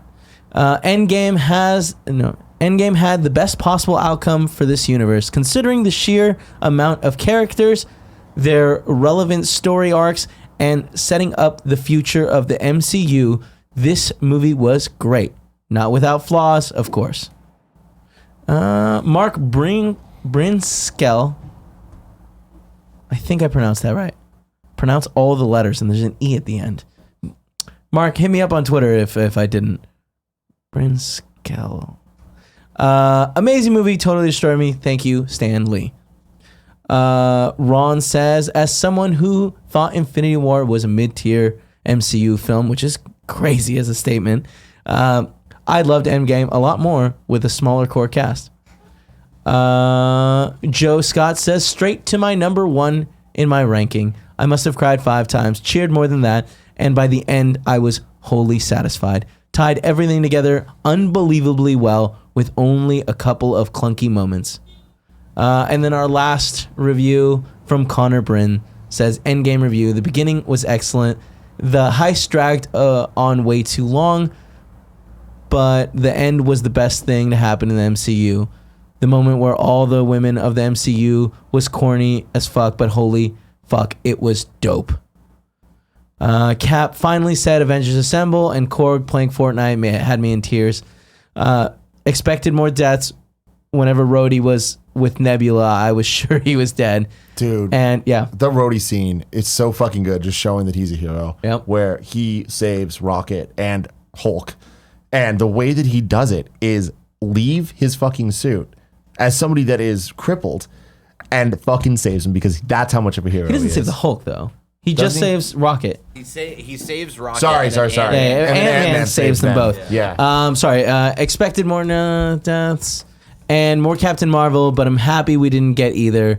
Not a fan of Captain Marvel, and obviously don't want anyone to die.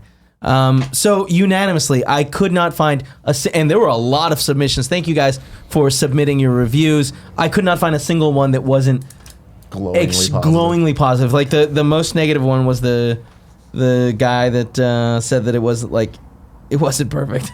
You know, and like no movie is, but like, fuck, this movie was good. I'm so extremely happy that it has happened, and I can't wait to watch it again. There is some questions with all this time travel stuff that is loopy as always, but God, that's time travel, you know? Yeah, I feel like, honestly, it's one of those where I don't want them to answer any questions. I just want to do the next thing. I don't want them to have to go back and start now explaining things, because there's too many loose ends. And honestly, it's not going to make any sense no matter how you cut it. Because time travel is a physical impossibility. And if we understood it, we'd be a lot smarter than we are. Yeah, absolutely. So we're dumb. We were never going to understand it. Let's move on and do the next, whatever the next phase is. Fuck it, who cares? They knocked it out of the park. It's crazy that Spider-Man, which is still in phase 3, like right around the corner, I am so excited to see how this world reacts to all the changes that They fucking better. Yeah, I'm worried they it's won't. going to be crazy. What do you mean? I'm worried that Far From Home is not going to address any of this stuff, and it's like, that's not okay. Well, I don't think it's going to. You mean any of this stuff? Well, it's going to have to. time jump. You have you to think that it's assume- before that? I'm saying it better either address it or be before it. They have It to. can't just be address like, it. oh, this is the world we live in. Oh, they've said that this is taking place after Endgame. I don't trust him though. Yeah. Well, I mean, you have to I'll assume believe we're it going when to I get some see it. scenes with him, like, thinking about Tony. Yeah, Right? Yeah, Like, that for sure. trailer there's is gonna be- absolute. Where he says in the trailer, like, I don't Wanna need be Mm-hmm. to be Spider-Man Spider-Man. right now. That's absolutely because Tony died. I'm not saying it's not after it. I'm He's just saying I saying don't they trust better- them saying it is. Like, because it takes place moments after. It's like, all right, cool. We'll see. It'd be awesome if it just picked up right in that hallway. Yeah, that'd be I mean, crazy. honestly, and they have a conversation being like, man, it's crazy we both got snapped. It's Right. crazy And that all those all- kids that were in our class are not in our class Yeah. anymore because they're 5 years older. But it's crazy that thank one of them God- was one of our teachers. Whoa. Oh, that'd be really cool. be hot. Three of them out of the like this small crew was able to, like, I guess they got snapped because Zendaya is still the same age. We've seen like That's what I'm clips of saying. her, We've yeah. seen like 10 kids. Yeah. His whole class must have got snapped, which is not impossible. impossible. No. Anywho, I think that that's enough of a review. If you want to hear us talk more about Endgame, you can join us on next Tuesday at 11 a.m. on twitch.tv/kindoffunnygames, where we will do. MCU in review, baby. Let's go. Yeah. And if you want to follow us on social media, we are all on everything. Nick is at Nick_Scarpino. Tim is at Tim Gettys, and I am at Kind of Funny Kevin. Thank you so much for joining us today, and go see a movie this weekend. Go watch The White Room or whatever the fuck it was called. Dude, the trailer looked good. White Claw.